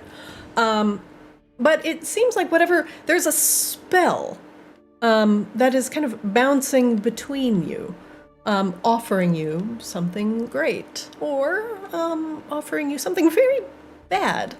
But you could give the bad thing freely, and maybe the spell will stop. But if you keep taking, it's going to keep bouncing. Okay. So potentially you can keep getting better and better and better things, but the price may go up, the price may go down. Saithius sees all this, thinks to himself, what would Flix do? And turns back to the bottles of wine that he's in front of, and just starts forgetting about what was going on there and reading for the oldest bottle of wines that he can find. Okay. The time passes. And the crocodile comes back to life. Skin normally forming over its bones. What? Sai, your crocodile's back. Oh, I don't think that's my crocodile anymore. I think that's just Jesus. Yeah, I don't have control over that. I'm not concentrating on it. The flesh does not entirely come back on the crocodile, and some scales are still falling off the bone. It still stares blankly at Rain with hollow eyes and hisses. Sai, you still have control over this crocodile. However, it is now undead and no longer a beast. Akashaba, that thing's undead. I didn't summon it. Sai, can you Don't tell look at your me. crocodile to please vacate the premises of the door? Well, Try. maybe? Crocodile, go under the door. No, that's not what I said. But Oh, but it worked. Did it work? does not work. Crocodile, go outside, and if Akashaba wants you to not be a thing anymore, don't be a thing anymore. What? I don't understand. Is this your crocodile you had? Well, the No, you crocodile don't just definitely own just... crocodiles. Hey, you just commanded it to do... Okay, you know what? Never mind. Moving on. Can we just open this door? Oh, All right. Here, why don't you try these bottles of wine? That's what Flix would do, right? What? What is... No, I don't drink wine. I drink milk. Oh, yeah, but we offer it to the door, I think. Oh, fucking hell. Sure, let's try it. Rain will grab the bottles of wine from Sai. Because Rain has no idea about what has gone on with the Kosh for Sai yet, right? No. Okay. And Rain will just pour the bottles of wine on the door. Just uncork them and start pouring. This door is I hope so this wet. loves wine. This door is now had goodberry juice poured on it, and 2 relatively vinegary bottles of wine. Goodberry on me. Nothing happens. Okay, well, your wine idea didn't work, Sai. But did you offer it freely? I poured it on the door, so I feel like yes. Well, you didn't give it a chance to like breathe and tannins and other vintage words. Rain narrows her eyes at you. You do not know about wine. Don't even start to pretend like you do. I do not accept this reality. The tannins. Well, I don't know. There's lines. Can't you see the lines that are going on between all of us except for you? You're the special one. You gotta figure this out. Can I see those lines, Christina? I don't think I can, right? You cannot. Lines? What are you talking about, Saithius? Well, when I ate the moss, and then some other stuff happened, there was lines between me and the door, and the crocodile on the door, and now the giant crocodile outside, and Akashaba when he did his little thingy with the doll. What line? You know, there's lines. What lines? It's like a rot in the air, it looked like. Akashaba, You didn't see it. Yeah. you feel funny. I'm going to give you a choice. Uh-huh. You can have your next fireball do maximize damage, but immediately, Sai takes 20 damage.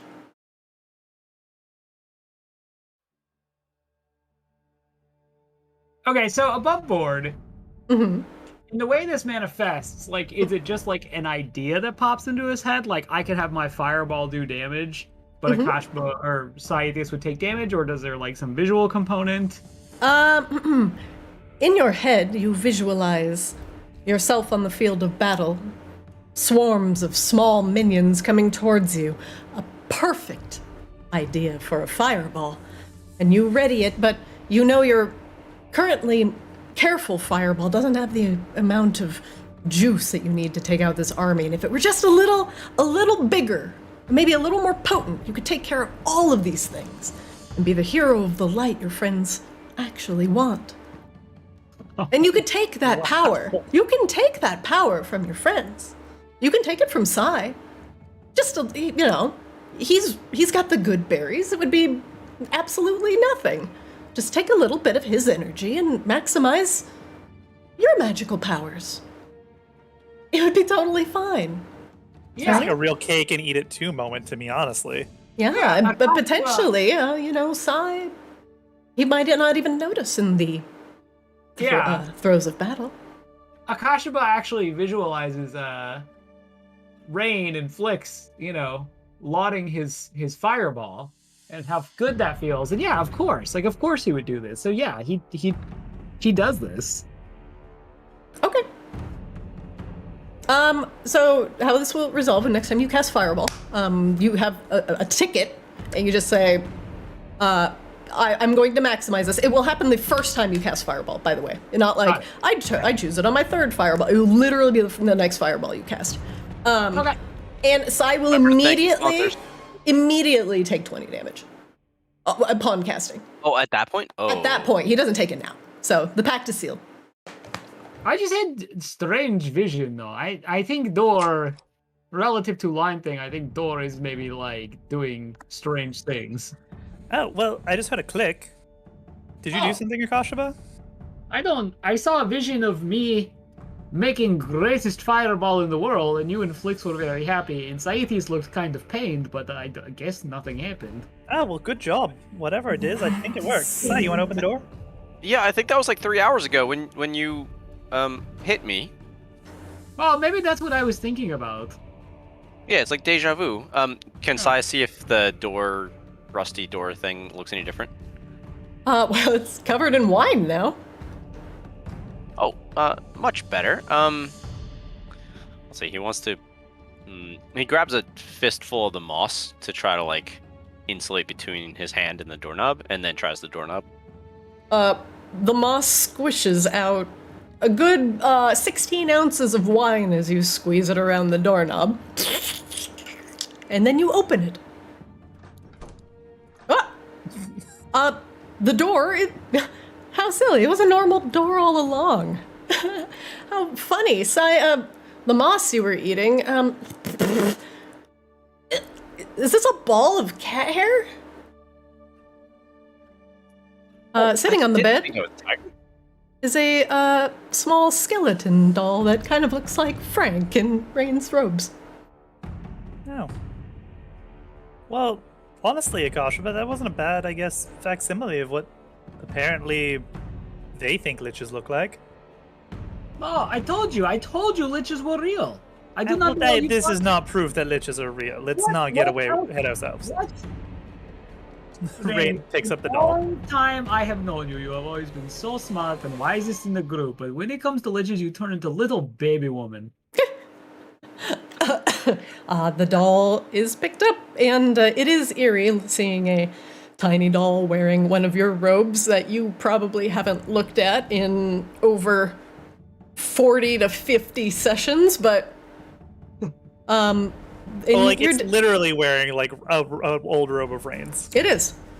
In the head is a skeleton with what appears to be cat hair glued on it.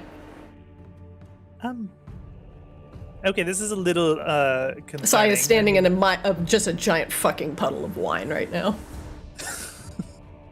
But it has a locket. It does have a locket.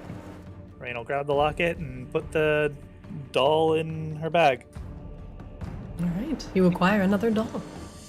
Rain is going to investigate this room because while she's adamant that liches cannot exist, it's just nobody could be powerful enough in the arcane, but that's stupid. She's still gonna look and see if there's anything interesting in here, like of arcane knowledge. Okay. All right, you begin searching around. Well, you do notice there is a skull on the table, which is a little odd. But on further on further examination, it is a prop and fake. There is a small chest on the table here, however, that catches your eye, and it is closed, and there's no sort of magic that is currently attached to it. The documents. The skull was odd, yet every bookshelf that we've been in every room has like a skull of some animal.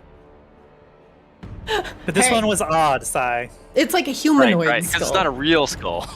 Yeah, it was odd because it wasn't real. It's weird because it's like Spirit Halloween threw up in this room.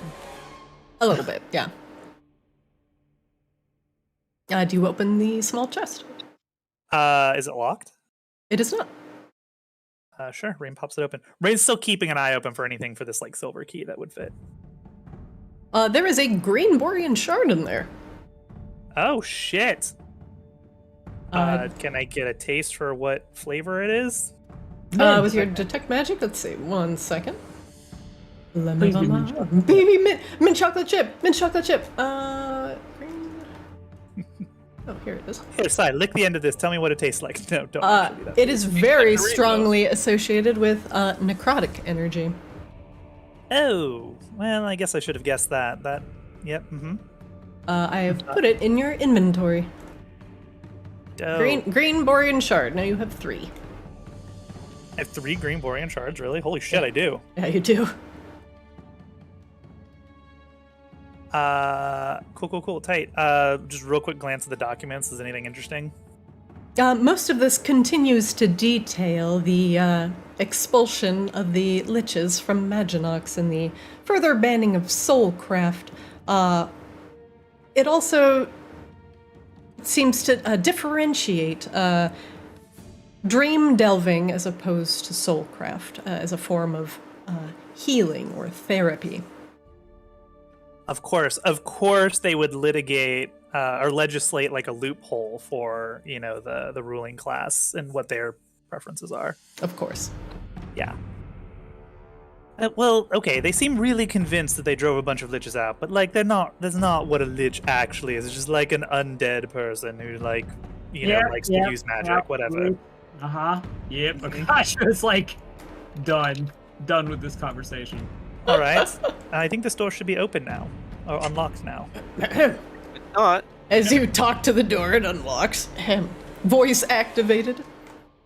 Aha. See, of course it was unlocked, Sai. I don't know. It's atheist, I swear. This is good at opening doors. A slightly more stocked room. There is a very dangerous-looking warhammer resting on the table there, and a simple short sword on the table. A face-down piece of paper lies on top of the short sword. Rain will grab the piece of paper, but first, does anything in the room register as magical? This mace is very magical. Dope, okay. I'll allow you to grab it. Or whoever wants to pick it up first. Atheist, don't touch that. No attention. Oh, of course not. It looks way too heavy. Akashima sees a mace and just like picks it up automatically. It's very magical, Akasha, but be careful. Oh, how magical can it be? Akashima Like it's a little painful in my brain. Akashima literally cannot tell how magical it is, so he immediately turns to Rain. Rain, listen, I know you don't think liches are real, but this mace is. Could you tell me what is magical about it? Of course, let me read this letter first, and then I'll look at your mace. Akasha is like literally like an expectant child, just holding the mace out and like tapping on his toes, like, "Alright, come on. Mom, can I get it? Can I get it, please? Please tell me what the mace has for magical qualities. I just want this one toy and that toy as well. Might be a gear upgrade." Rain is looking at the letter first, though. This is a teachable moment. Akashima needs to be patient if he wants. Yeah, but I hope gear. that like Rain sees out of the corner of his eye, like Akashima just fidgeting as he's holding the mace out. This is already the third time that Rain has had to start over, like reading from the top of the letter. Oh my god. Okay. So distracted. Akashima is going to cast Divine Intervention. Okay. You already used it. Oh yeah, You only get one of those a week. No, it's one of those a day. Oh, it's one of those a day until it succeeds, and then it's a week. Yeah. Oh. Okay. Well, it does. I actually don't think it's been a full day, so never mind. My dramatic use of this would not work. Rain, this is a invoice list. It appears that the Vicadans, as you were aware, were selling these animated weapons all across Arctis. Ones that have been forged with the Bone Forge in House Hamaki.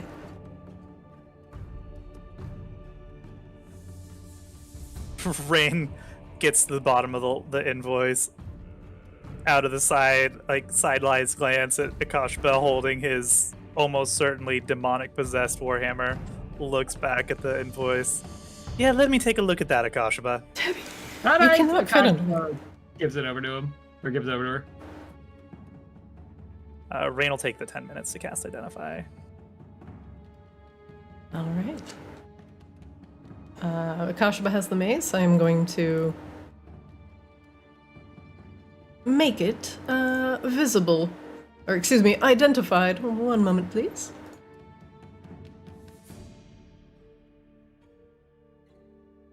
This is a Hellfire Warhammer. It is fashioned from infernal... sorry, I have a very fat cat on my table who's threatening to knock everything over. But it's fashioned from infernal iron... I need you to get down, Bubba. Yeah. Alright, thank you, I love you. Alright. Traced with veins of hellfire that shed dim light in a 5-foot radius.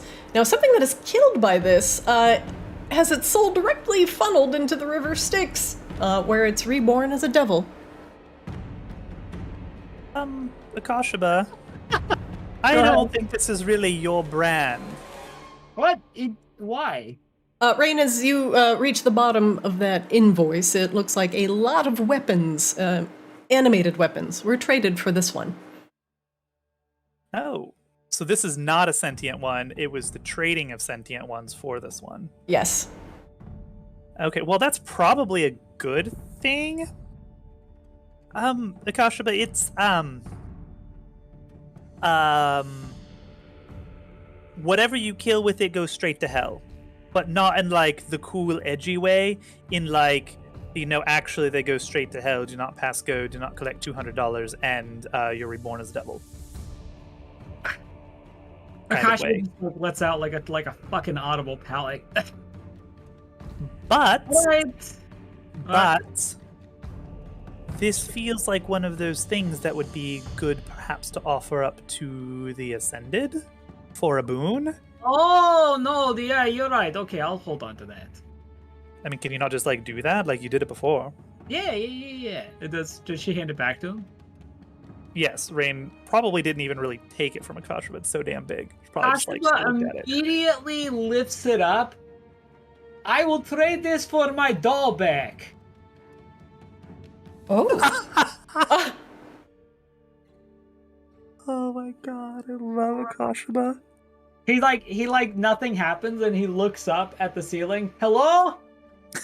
Akashaba, you hold up the hammer and say what you want to say. And much to Saethius's dismay, you begin to emanate light. Very, very bright light. Ah! What are you doing? There's no vampires here. Akasha ignores him. The room is suffused with the golden glow that comes from the warhammer, and as you light it with your radiance, you see very clearly the molten lines of infernal veins that snake through this matte black warhammer. And the lines get brighter and brighter as the light is fighting against the infernal presence of this mace. It gets hot to the point where it's almost too hot to touch, but it does not burn you, as the light protects you. Akashaba continues to kind of like struggle through holding it, assuming this is the light working to get his doll back. It shudders and vibrates in your arm, and causing you to kind of... sorry, I have a cat on my table again. Please, I don't know why you're up here. There's no Oh, he wants on my lap. Oh, come here. Ah. Oh, 20 pounds of cat. But So much cat. it is true, there is the light fighting against the infernal presence of this warhammer. And yeah, you want a little something out of it, but it's just your figurine back, right? And eventually the light begins to sink into these molten cracks, and you hear very loud cracks as the hammer begins to fall apart. And it becomes mist dissipating into the light above that disappears into the ceiling. The warhammer in your inventory is no more. Goodbye, Warhammer. Barely knew you. But That's true. you get your doll back, and as you bring your arm down and look at your slowly fading hand, the doll is encased in your palm. Akashaba looks at the doll and yells, "Fuck yeah!" Is that doll like magical? What? Akashaba like hugs it to his chest. Oh, it just means a lot to me. I got it at the fair at Borealis. Oh. Well, fair enough. Yeah, it's okay. Come on. Now this is put you in the pack where you will be safe. And he quickly puts it in his backpack. All right. You have reacquired your doll. Just a doll like wink with ethereal energy all of a sudden, like sinister. It's Beatrice the porcelain, right? That's what we established? Mm-hmm. Okay. It is literally now Beatrice the porcelain. She's just like hanging out in your backpack. It's the small doll. It's the small Naja doll. Yes. Oh yeah, exactly. It's got a very faint radiant essence attached to it right now. Kashma doesn't notice. He's just happy the doll's home. till it starts talking. Well, it's in the pack right now, so we'll see what happens. It's fine. There's a lot of talking dolls around us right now. Like, it would not even... It has to save it for later. Okay, that's just the meta. Yeah. All right, well, that's number 7. Oh, and we got... Not only did we get doll back, but we got rid of evil hammer, so win. Yes. Sorry, there's a small box on that table. He opens it. There's a satchel of gold in there, about 200 gold. I'm going to... he leaves it? Yeah, no one seemed interested. Okay. Gold's heavy.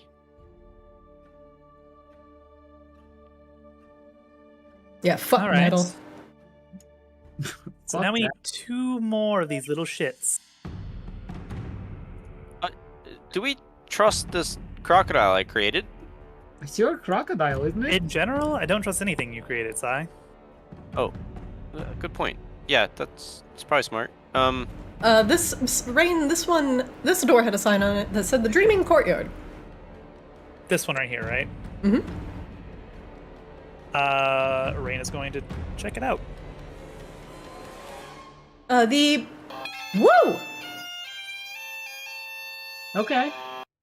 The sigil on the door, is similar to the other ones in the house.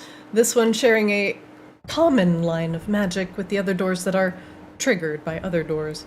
It seems that this one is meant to be opened later. Wasn't there like another one that said something about a dreaming courtyard over here? Yes, this one.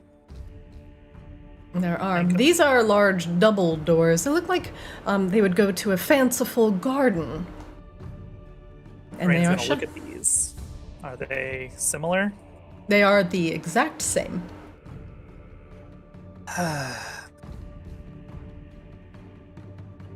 Oh, hey, there's a hallway down here.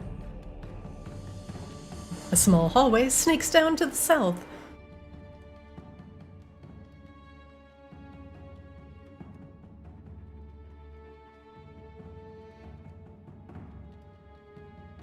Rain's gonna get right to the edge of the hallway and take a glance down one side. Okay, looks like there's... Alright, these might be maybe our last 2 doors that we need to go through, or something. That says the Dreaming Courtyard. Son of a crap! Akasha looks back at Scythius and the crocodile. Don't you not... I thought you just said you do not trust crocodiles, Scythius. Oh, yeah, but you guys just said to... I don't even know. I'm confused, but Why is it's just doing what I ask it to do. I was gonna say, if you don't trust it, you don't have to bring it, but I guess if he's listening... Well, how can I trust it unless we build trust, right? It's a summonable crocodile. I don't know if it's like how it works. Well, I didn't summon this one. It got... I don't know. Listens to you. Alright, well, Tashiba has not picked up that it's undead yet, so... Rain is gonna look at this door with a 16. Rain, this... Sorry, brain fart. This oaken door is currently shut and is rather, unremarkable aside from the fact that it, appears to have a key already in the lock. Oh, here, Sai, why don't you unlock that? Oh, this looks easy. Okay. Yeah, it seems like a good one to maybe build your confidence on. Sai tries turning the lock. All right, one moment. Just kidding, it opens. The door opens to what looks more like a war room than anything else. There are more weapons on racks to the south. A large table and a map is unfolded across it. To the west, another table. There are pieces of paper strewn across it, as well as a small bag of gold and a two-handed greatsword. Rain, it is not magical, unfortunately. What do you do? Rain will look at the documents. That seems to be like the trick so far for a lot of these puzzles. So that's where Rain gravitates to first. Rain, these pieces of paper have strange numbers on them. Make me a survival check.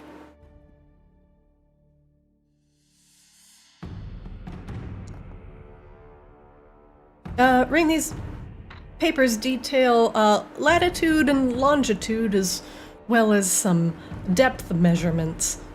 As you are looking at those two pieces of paper, they're like very long measurements, and as you are looking and thinking about it, these look like stretches of found ley line locations. Oh. This actually might be useful outside of the context of weird puzzle shit. Saithius, what are you doing? He's looking at the map here. It looks like coastal stuff, so he feels like it's very familiar and is comforting himself by looking at it.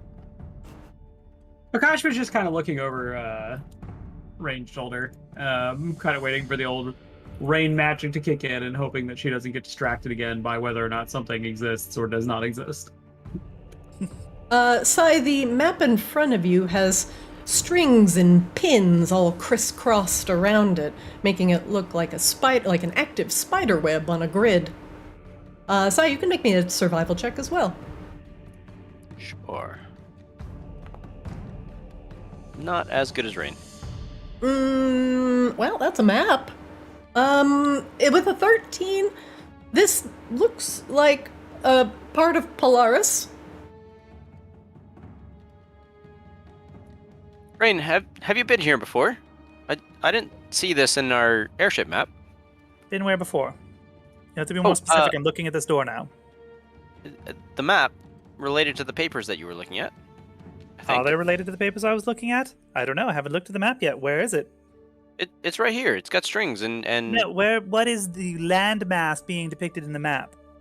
Oh, I think it's Polaris? I wasn't paying much attention when Grun was going over it. Rain is investigating the door, Christina. Oh, Polaris, huh? Rain, there is, the magic on here is kind of the same as the magic on that weird seed you found. Like a weird absence of magic. And it gives you an uneasy feeling. Does it feel like slow? Like, Rain has studied slow a lot at this point. Pretty fucking up close. Does it feel like slow? Or, like, have the same energy signature? It's more stable. It's way more stable. Like somebody has maybe experimented with the slow or refined it in some horrifying way? It has stabilized it. Yeah, that doesn't make Rain feel good. That makes Rain feel unstable. Alright, show me a map, Sai. Well, you see here, here's the landmass, and it looks similar to the other maps that we have, and then there's these strings that are going between... I don't know what they are. It seems kind of random. Does Rain understand that they're ley lines? Rain knows from the previous piece of paper that they're ley lines, and looking at the map, you can make me a survival check with advantage, because you know it's Polaris. The way some of these lines are crossing, looks like you are literally right on top of it. Like, right on top of an intersecting line of, like, 3 separate lines crisscrossing each other. Like, Maginox or, like, House Vicadus itself? Like Maginox. Oh. Well, I guess that's not terribly surprising. Oh, I guess I didn't realize that Maginox was right on the crisscross of 3 different ley lines. Kind of makes sense, I suppose, when you think about it. Do they cancel each other out, or do they multiply? I think they tend to be more multiplicative. I'm not a ley lineologist, but that seems to be the shtick. The more ley lines you have crossing, the more power you can draw from. But honestly, even 1 is an immense amount of power. Rain, there are also other pieces of paper on this table. Are you going to take a look? Yeah, Rain will start sifting through. Rain's guess right now is that there might be, like, the puzzle might be related to identifying these specific locations that she's seen on the other pieces of paper on the map, so that is what she's gonna, like, the drive of her investigation. Okay. Make me an investigation check with advantage.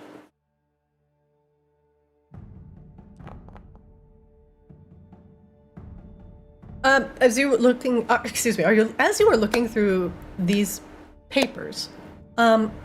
They are, it's like very boring business work paper. You notice a a ledger from the, the auction house that you were at. And it goes over their sales and the cut of the money that goes back to like House Vicatus and the courts and things like that. There are also ledgers from other very popular areas of, I would say debauchery in Maginox. Very powerful and prominent places for gambling and carousing. All very carefully created and very carefully curated ledgers noting how many people visit, how often they come back, and notes on specific people that they want to return. Usually people who are big spenders or in higher standing. Is there anything in these ledgers that would seem to indicate or describe like the seed that Rain has, or anything that sounds like it could be affiliated with slow? Like, I imagine it doesn't say like shipment of slow, but like it might be like null rod or something like that. Like Rain is looking for things that sound like they might have similar effects to slow in these ledgers. There is no mention of slow or any like anti-magic properties or anything like that. This is mostly keeping track of businesses to a very exacting degree. Okay, so it's less the actual like auctions themselves or like the lots. No, it's it's like seeing their trends and wanting to get more money and see more people come in. It's the algorithm. It's the algorithm. Shit.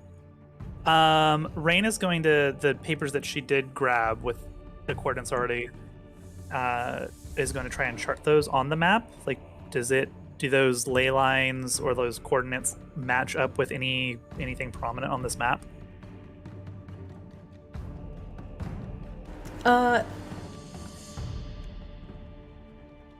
Let's see, Rain, you rolled an 18. Rain, you notice as you were looking at your piece of paper in your hand versus the lines on the board, there is one line that is out of place. It's shifted one square up. Is it drawn on, or is it like string It's a overlaid? piece of twine attached to two anchoring pins. It can be lifted and then replanted in the proper place. Rain will try to adjust it to where it should actually be. You pick up the pin and place it back down. Ah, that one was easy. Good job, Zai. Oh, you too. Great teamwork. Wow, You too, Crocodile. I Building did trust not- already. I did Is not this- do great. Is this still like Negador? It's not coming from the door. It's coming from something behind it. Oh, well, prepare yourselves. This could be really nasty. All right. Like slow nasty. Oh, Refined slow nasty. oh, I thought you meant like opposite of fast nasty. Rain, you open the door. The room is filled with a red miasma, like a smoke that roils over everything, bathing it in a deep red light. At the very end of the room, you see a small, white-haired drow elven doll. She is currently sitting, her back towards you. In front of her is a statue, an effigy, but you're too far away to see the details, as it is currently very small. Is this miasma look familiar to Rain as the same like cloud kill shit that we experienced in House Hamaki when we got to the forge area? While it looks similar, it only has a faint aura of what it did in House Hamaki. This one is probably harmless. It's certainly a weaker magical resonance than what it was in House Hamaki. Rain will step in. It is unpleasant, and aside from it, it feels like breathing steamy jalapenos. It fills you with unease, a sense of discomfort, and you. Rain, are you hungry? That's an honest question. I mean, we've been down here, or we've been here for several hours, I would imagine, at this point. But I cooked you a wonderful meal when we rested in the last werewolf. Oh, that's true. Sai does provide snacks. I would say then probably not, actually. Like, Rain is probably not a big, heavy eater anyway. There was for a moment, there's a feeling of want, or hunger, craving. Perhaps of her favorite food, or a piece of fruit. And it's odd in the moment, considering it is a very stressful situation, but you distinctly just want something. Like a desire.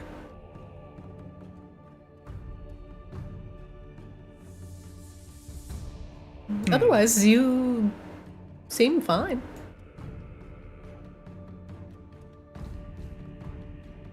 That's kind of strange. Just be careful. I don't think it's actively harmful, at least not right now.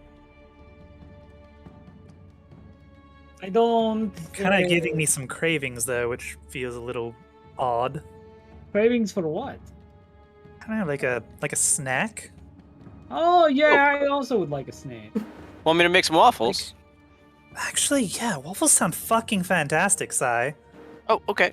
But not cursed like whatever you find in like the evil vampire house waffles. Like no, like fucking paprika waffles. She taught you how to make waffles, right? She did. I mean, Flix has most of the good ingredients, but I'll do what I can. I don't think that's how waffles work, but sure, Sai. Better ingredients, better food. Papa Jones. Rain, as you get closer to the doll Laryl and the statue, let me describe what you see in front of you. The doll Laryl is sitting on her knees, and in front of her is an equally small and like comically tiny dollhouse, like a dollhouse for a doll. But this dollhouse is a replica of Castle Vicadus. And on the table in front of the doll, looking like a little creepy little lamp, is a obsidian statue of a many-headed dragon, all looking down at what Laryl is doing. All of its eyes glow an ominous red. It's like perched on top of the house? No, the statue is on the table here. And looking kind of... And the dollhouse is on the floor, and the doll Laryl is playing with the dollhouse on the floor. Gotcha, okay. And the creepiness seems to be emanating from the statue. It is. Rain, make me an Arcana check with advantage.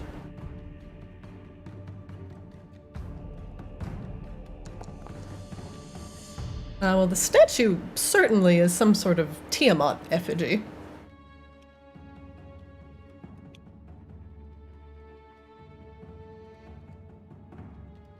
That is what I will give you for now. And this it is a very strange thing to see here, by the way. This is what's emanating the like refined slow energy, I assume. Mm-hmm. Huh. All right. Rain will crouch down to doll Laryl. Kind of grab her by the shoulder and slide her back to take a look at her. The doll Laryl has her hand in the dollhouse. Okay. Can Rain adjust her herself to see what Laryl is reaching for or has in her hand? Sure. Make me a perception check. It's very, very small, so you're going to have to get very close. All right, you kneel down and take a look, and this tiny doll's hand is pinching something, and it's playing with the first floor of the dollhouse. And where we are. Excuse me. I'm sorry. It is playing with the first floor of the dollhouse, but there is a hole in the dollhouse on the first floor. I will tell you where in a moment. Her arm is through the hole, and you can't see from your vantage point because her arm is going now into the ground, whatever she is holding. Like the hole goes into the ground. Yeah, so like she's playing with something that's like underneath the dollhouse. Rain will lift up. You said it's a small, tiny dollhouse. Rain will lift up Laryl and the dollhouse without like disturbing where her hand is in the dollhouse, and just set it to the side and look beneath the dollhouse. There is a hole underneath the dollhouse, and in the hole is one of these strange seeds. I'm not enthusiastic about this shit. Rain will reach down and grab the seed. Can I fit my hand in there? You can. It's a little bit smaller than... It's about the size of, like, a cashew. The seed is? So this one's even smaller than the... Yeah, it's very small. It's very small. Okay. Akashima kind of peeks into the door without actually putting his head in. Everything okay in there? Found another one of these creepy dragon seed things. This one's smaller, though.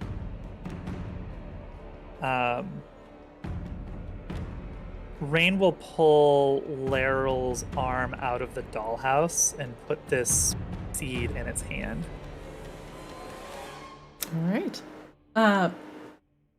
The tiny hand closes around the seed, and Laryl's mouth opens, and out spills the locket. Blech. Well, that was rather grotesque. Excellent. Rain will take doll Laryl, and will also take the seed. Kind of eyes the Tiamat statue. The eyes continue to glow a baleful red.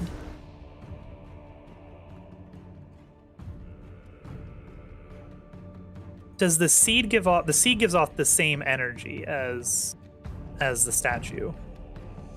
Or the other one does? The other one does. This one does not. The one you just found does not. Does it give off any kind of magical energy? No. So this is like a prop. It's like a tiny prop. Okay. What does Rain know about Tiamat? Does anything? I don't actually recall that we know much more than like she exists. You can make me a history check with advantage because of Arctis knowledge. And you also know what you learned from the Moon Sage Sanctum as well. Yeah, which I think is more like... Yeah, that's like more or less that like she exists and she's a cosmic dragon and Arctis is a cosmic dragon. I don't think we know much more than that, though. And aside from Tiamat is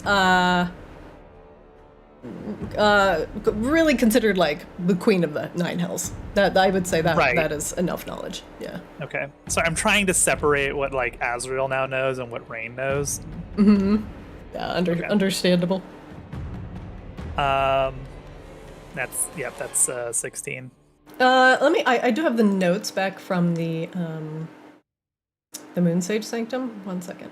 I actually have it right here. There was a tree with dragons. Everything was scary.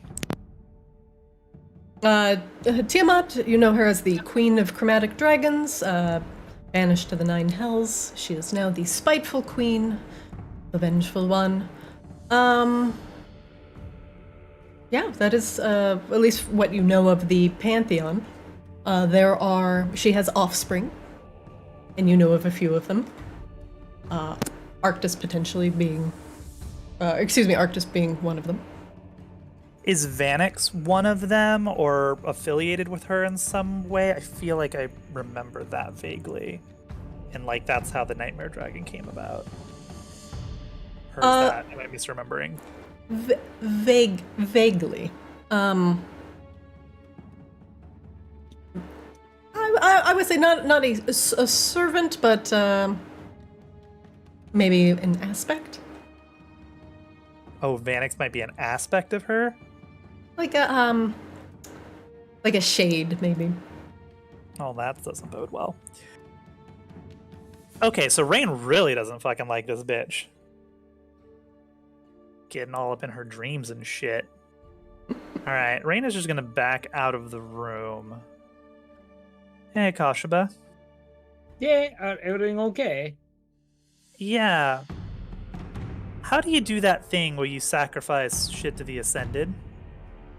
Oh, well, she's very easy. You just want it really badly. Okay.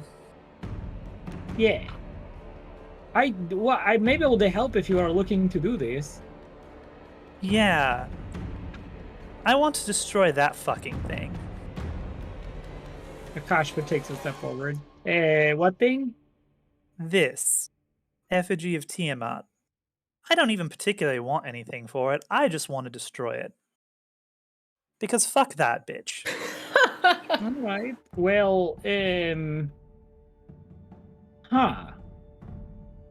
usually you'd have to kind of like lift it up and hold it up, right, in your hands. Rain walks right up to it and grabs it from the sides. Okay. Alright. Good 20-pound hefty statue. Hefty. Rain hefts it up. Yeah, okay. Like this? Okay. Now, think about the purifying power of the light, and will it to be destroyed by the light? Yes, that's exactly it. Whatever the fuck Ascended exists up there, or around us, incinerate the hell out of this fucking bitch and her effigy, please. Do with the power what you want. I don't really care. I don't. Maybe. Nothing seems to happen, right? Kashba's not working. Yeah, I don't know if that the way you do this is very sincere, though. You kind of are just like, hey, garbage people, make the garbage go. Maybe you should have multiclassed instead of just stayed a wizard the whole way. It's ludicrous. No, what if you need to have more. Okay, Akash was just gonna like walk himself in. All right, hold on. Let me try here. Akash was gonna walk over and like take it from Rain, and he's gonna like hold it aloft, and he's going to close his eyes. Oh, great Ascendant of Light, take this. He looks over at Rain. What is this? It's Tiamat. Oh yeah, Tiamat is terrible, right? This cannot be allowed to exist. I want nothing. I just ask that this be destroyed, and hopefully, I don't know, makes world better.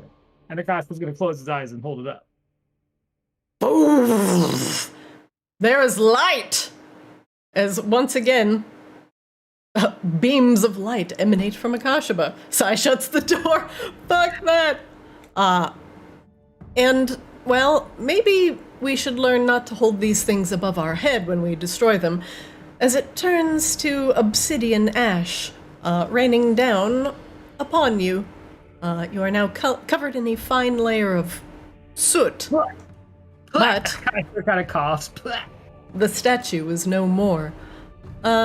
Rain, also the tiny seed as well, even the prop seed, not the avocado one that you pulled out of the fire, that too disappears. And just turns to a smear of ash. Oh, good job, Akashaba. Akash was like kind of like patting himself up. Yeah, no, it's just, you just live a righteous life in the light, and it just, they help out sometimes. They just let you do it, huh? I don't. I assume it's for their benefit too. They cannot be happy that these weird, vulgar displays to Tiamat exist, I think maybe I don't know if they would just like let me do that. Like, hold on, wait, before you go, what if I walked up to Saethius and I was like, I just held him up. Oh, Ascendant of Light, I give you this annoying elf who wears 3. Do you think they would? No, come on, let's go. Yeah, you should totally call that number. See who answers. Oh, hey, Sai. Oh, Ascendant of Light, please take this sacrifice of this innocent. Waffles are almost done. Oh yeah. What? The guy's just like laughing for some reason. Yeah, waffles, great. All right. Well, we've got number 8. Oh, good job. Here, you still hungry? Actually, fucking yes. You got some slightly overcooked waffle cake from a obsidian brazier. Do you just have like a waffle iron on you? Oh no, that's Well, no, I tried. It's not really more of a waffles. pancake, isn't it? Yeah, it is. That's fine. Rain just rolls it up and just like starts chomping on it and keeps walking. Oh, so Not we're awful. almost done, right? We got him. Almost. What were you saying about the 9 hells and Tiamat? And There's a statue to Tiamat in there. is that good or? Probably not. Akashba destroyed it. Oh, nice job, Akashba. Fuck Well, her. it wasn't me, it was the light. Rain is going to. I think for now, before Rain checks out this door, we're gonna pause it there, and we shall say, for now, you guys are 8 out of 9. One more 8 to out go. of 9. One more to We're go. gonna get here, maybe. Maybe. Then we got the boss fight There's and also the still mini boss stairs. fight. That's true. Yeah. Wait, we're doing this for Catherine, but we're also missing like 3 of the Lunesti artifacts that we need for the painting as well, right? We're missing It's important to consider these the sub-MacGuffins. the sub The sub-guffins. because we need the moon sword. Yeah. We need the house crest, I believe, right? You do. What's the last one that we still need? I don't. I have them all written. Actually, I have Yeah. them all in the quest log. That's for Oh, shit. 2024. I put them in the quest log.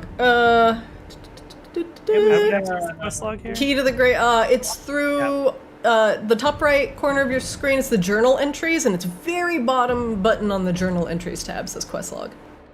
And there should be a there it bunch of is. stuff for Ascended now. The big Holy box crap. of, I added a lot of stuff for Ascended. So some of your in-progress quests, at least your main quest, is to stop the slow. And then you have things like get the key to the Great Ice Library, saves Prismata, the delayed ascension for Mr. Lucaris. Let's see, what else do we have here? Finish quest, the delayed ascension, the key to the Ice Library, reporting demonic presence. And then what else? What is it? Delayed ascension? I have all... Key to the Great Ice... Oh, here it is. Key to the Great Ice Library. Okay, so... So we're only missing 2, it looks like. Yeah, so find the Orb of Stars, find the Moonblade, Alara's Clockwork Heart, the Tome of Twilight's Memory, Lunesti House Crest, the Moonsage Prophecies, the Arctis Borealis, and that's it. Yeah, so we're just missing the crest and the moonblade. Yep, that's correct. Because the last one we got was the orb from Hamaki, and we have the other ones. Okay, maybe Vicitus has 2 MacGuffins. We'll find out. They've got to have at least one, right? They do. Actually, they have the Lunesti House Crest. Oh, we did know that. You do know they have that for sure. All right. On that note, I'm gonna log out for the night. Thanks, Sounds guys. good. Thank you guys for the session. And thanks for finding my MacGuffins, and I'll see you guys next time. Cool. Bye, everyone. Hey. All right. Have Have a a good good night, night. Thank you. everybody. Night, y'all. Welcome. Good night. All right. That's it for Arctis. Woo! Thanks for watching. These guys are almost done with their dungeon crawl. I appreciate y'all being here. Thank you so much. Jody, what's up? Beef. Kibbs, thank you for the resub. Catch our VODs over on YouTube, live on Twitch. That's Zarina, and catch our clips and funny moments on Twitter. Thanks for watching, and I'll see you next time.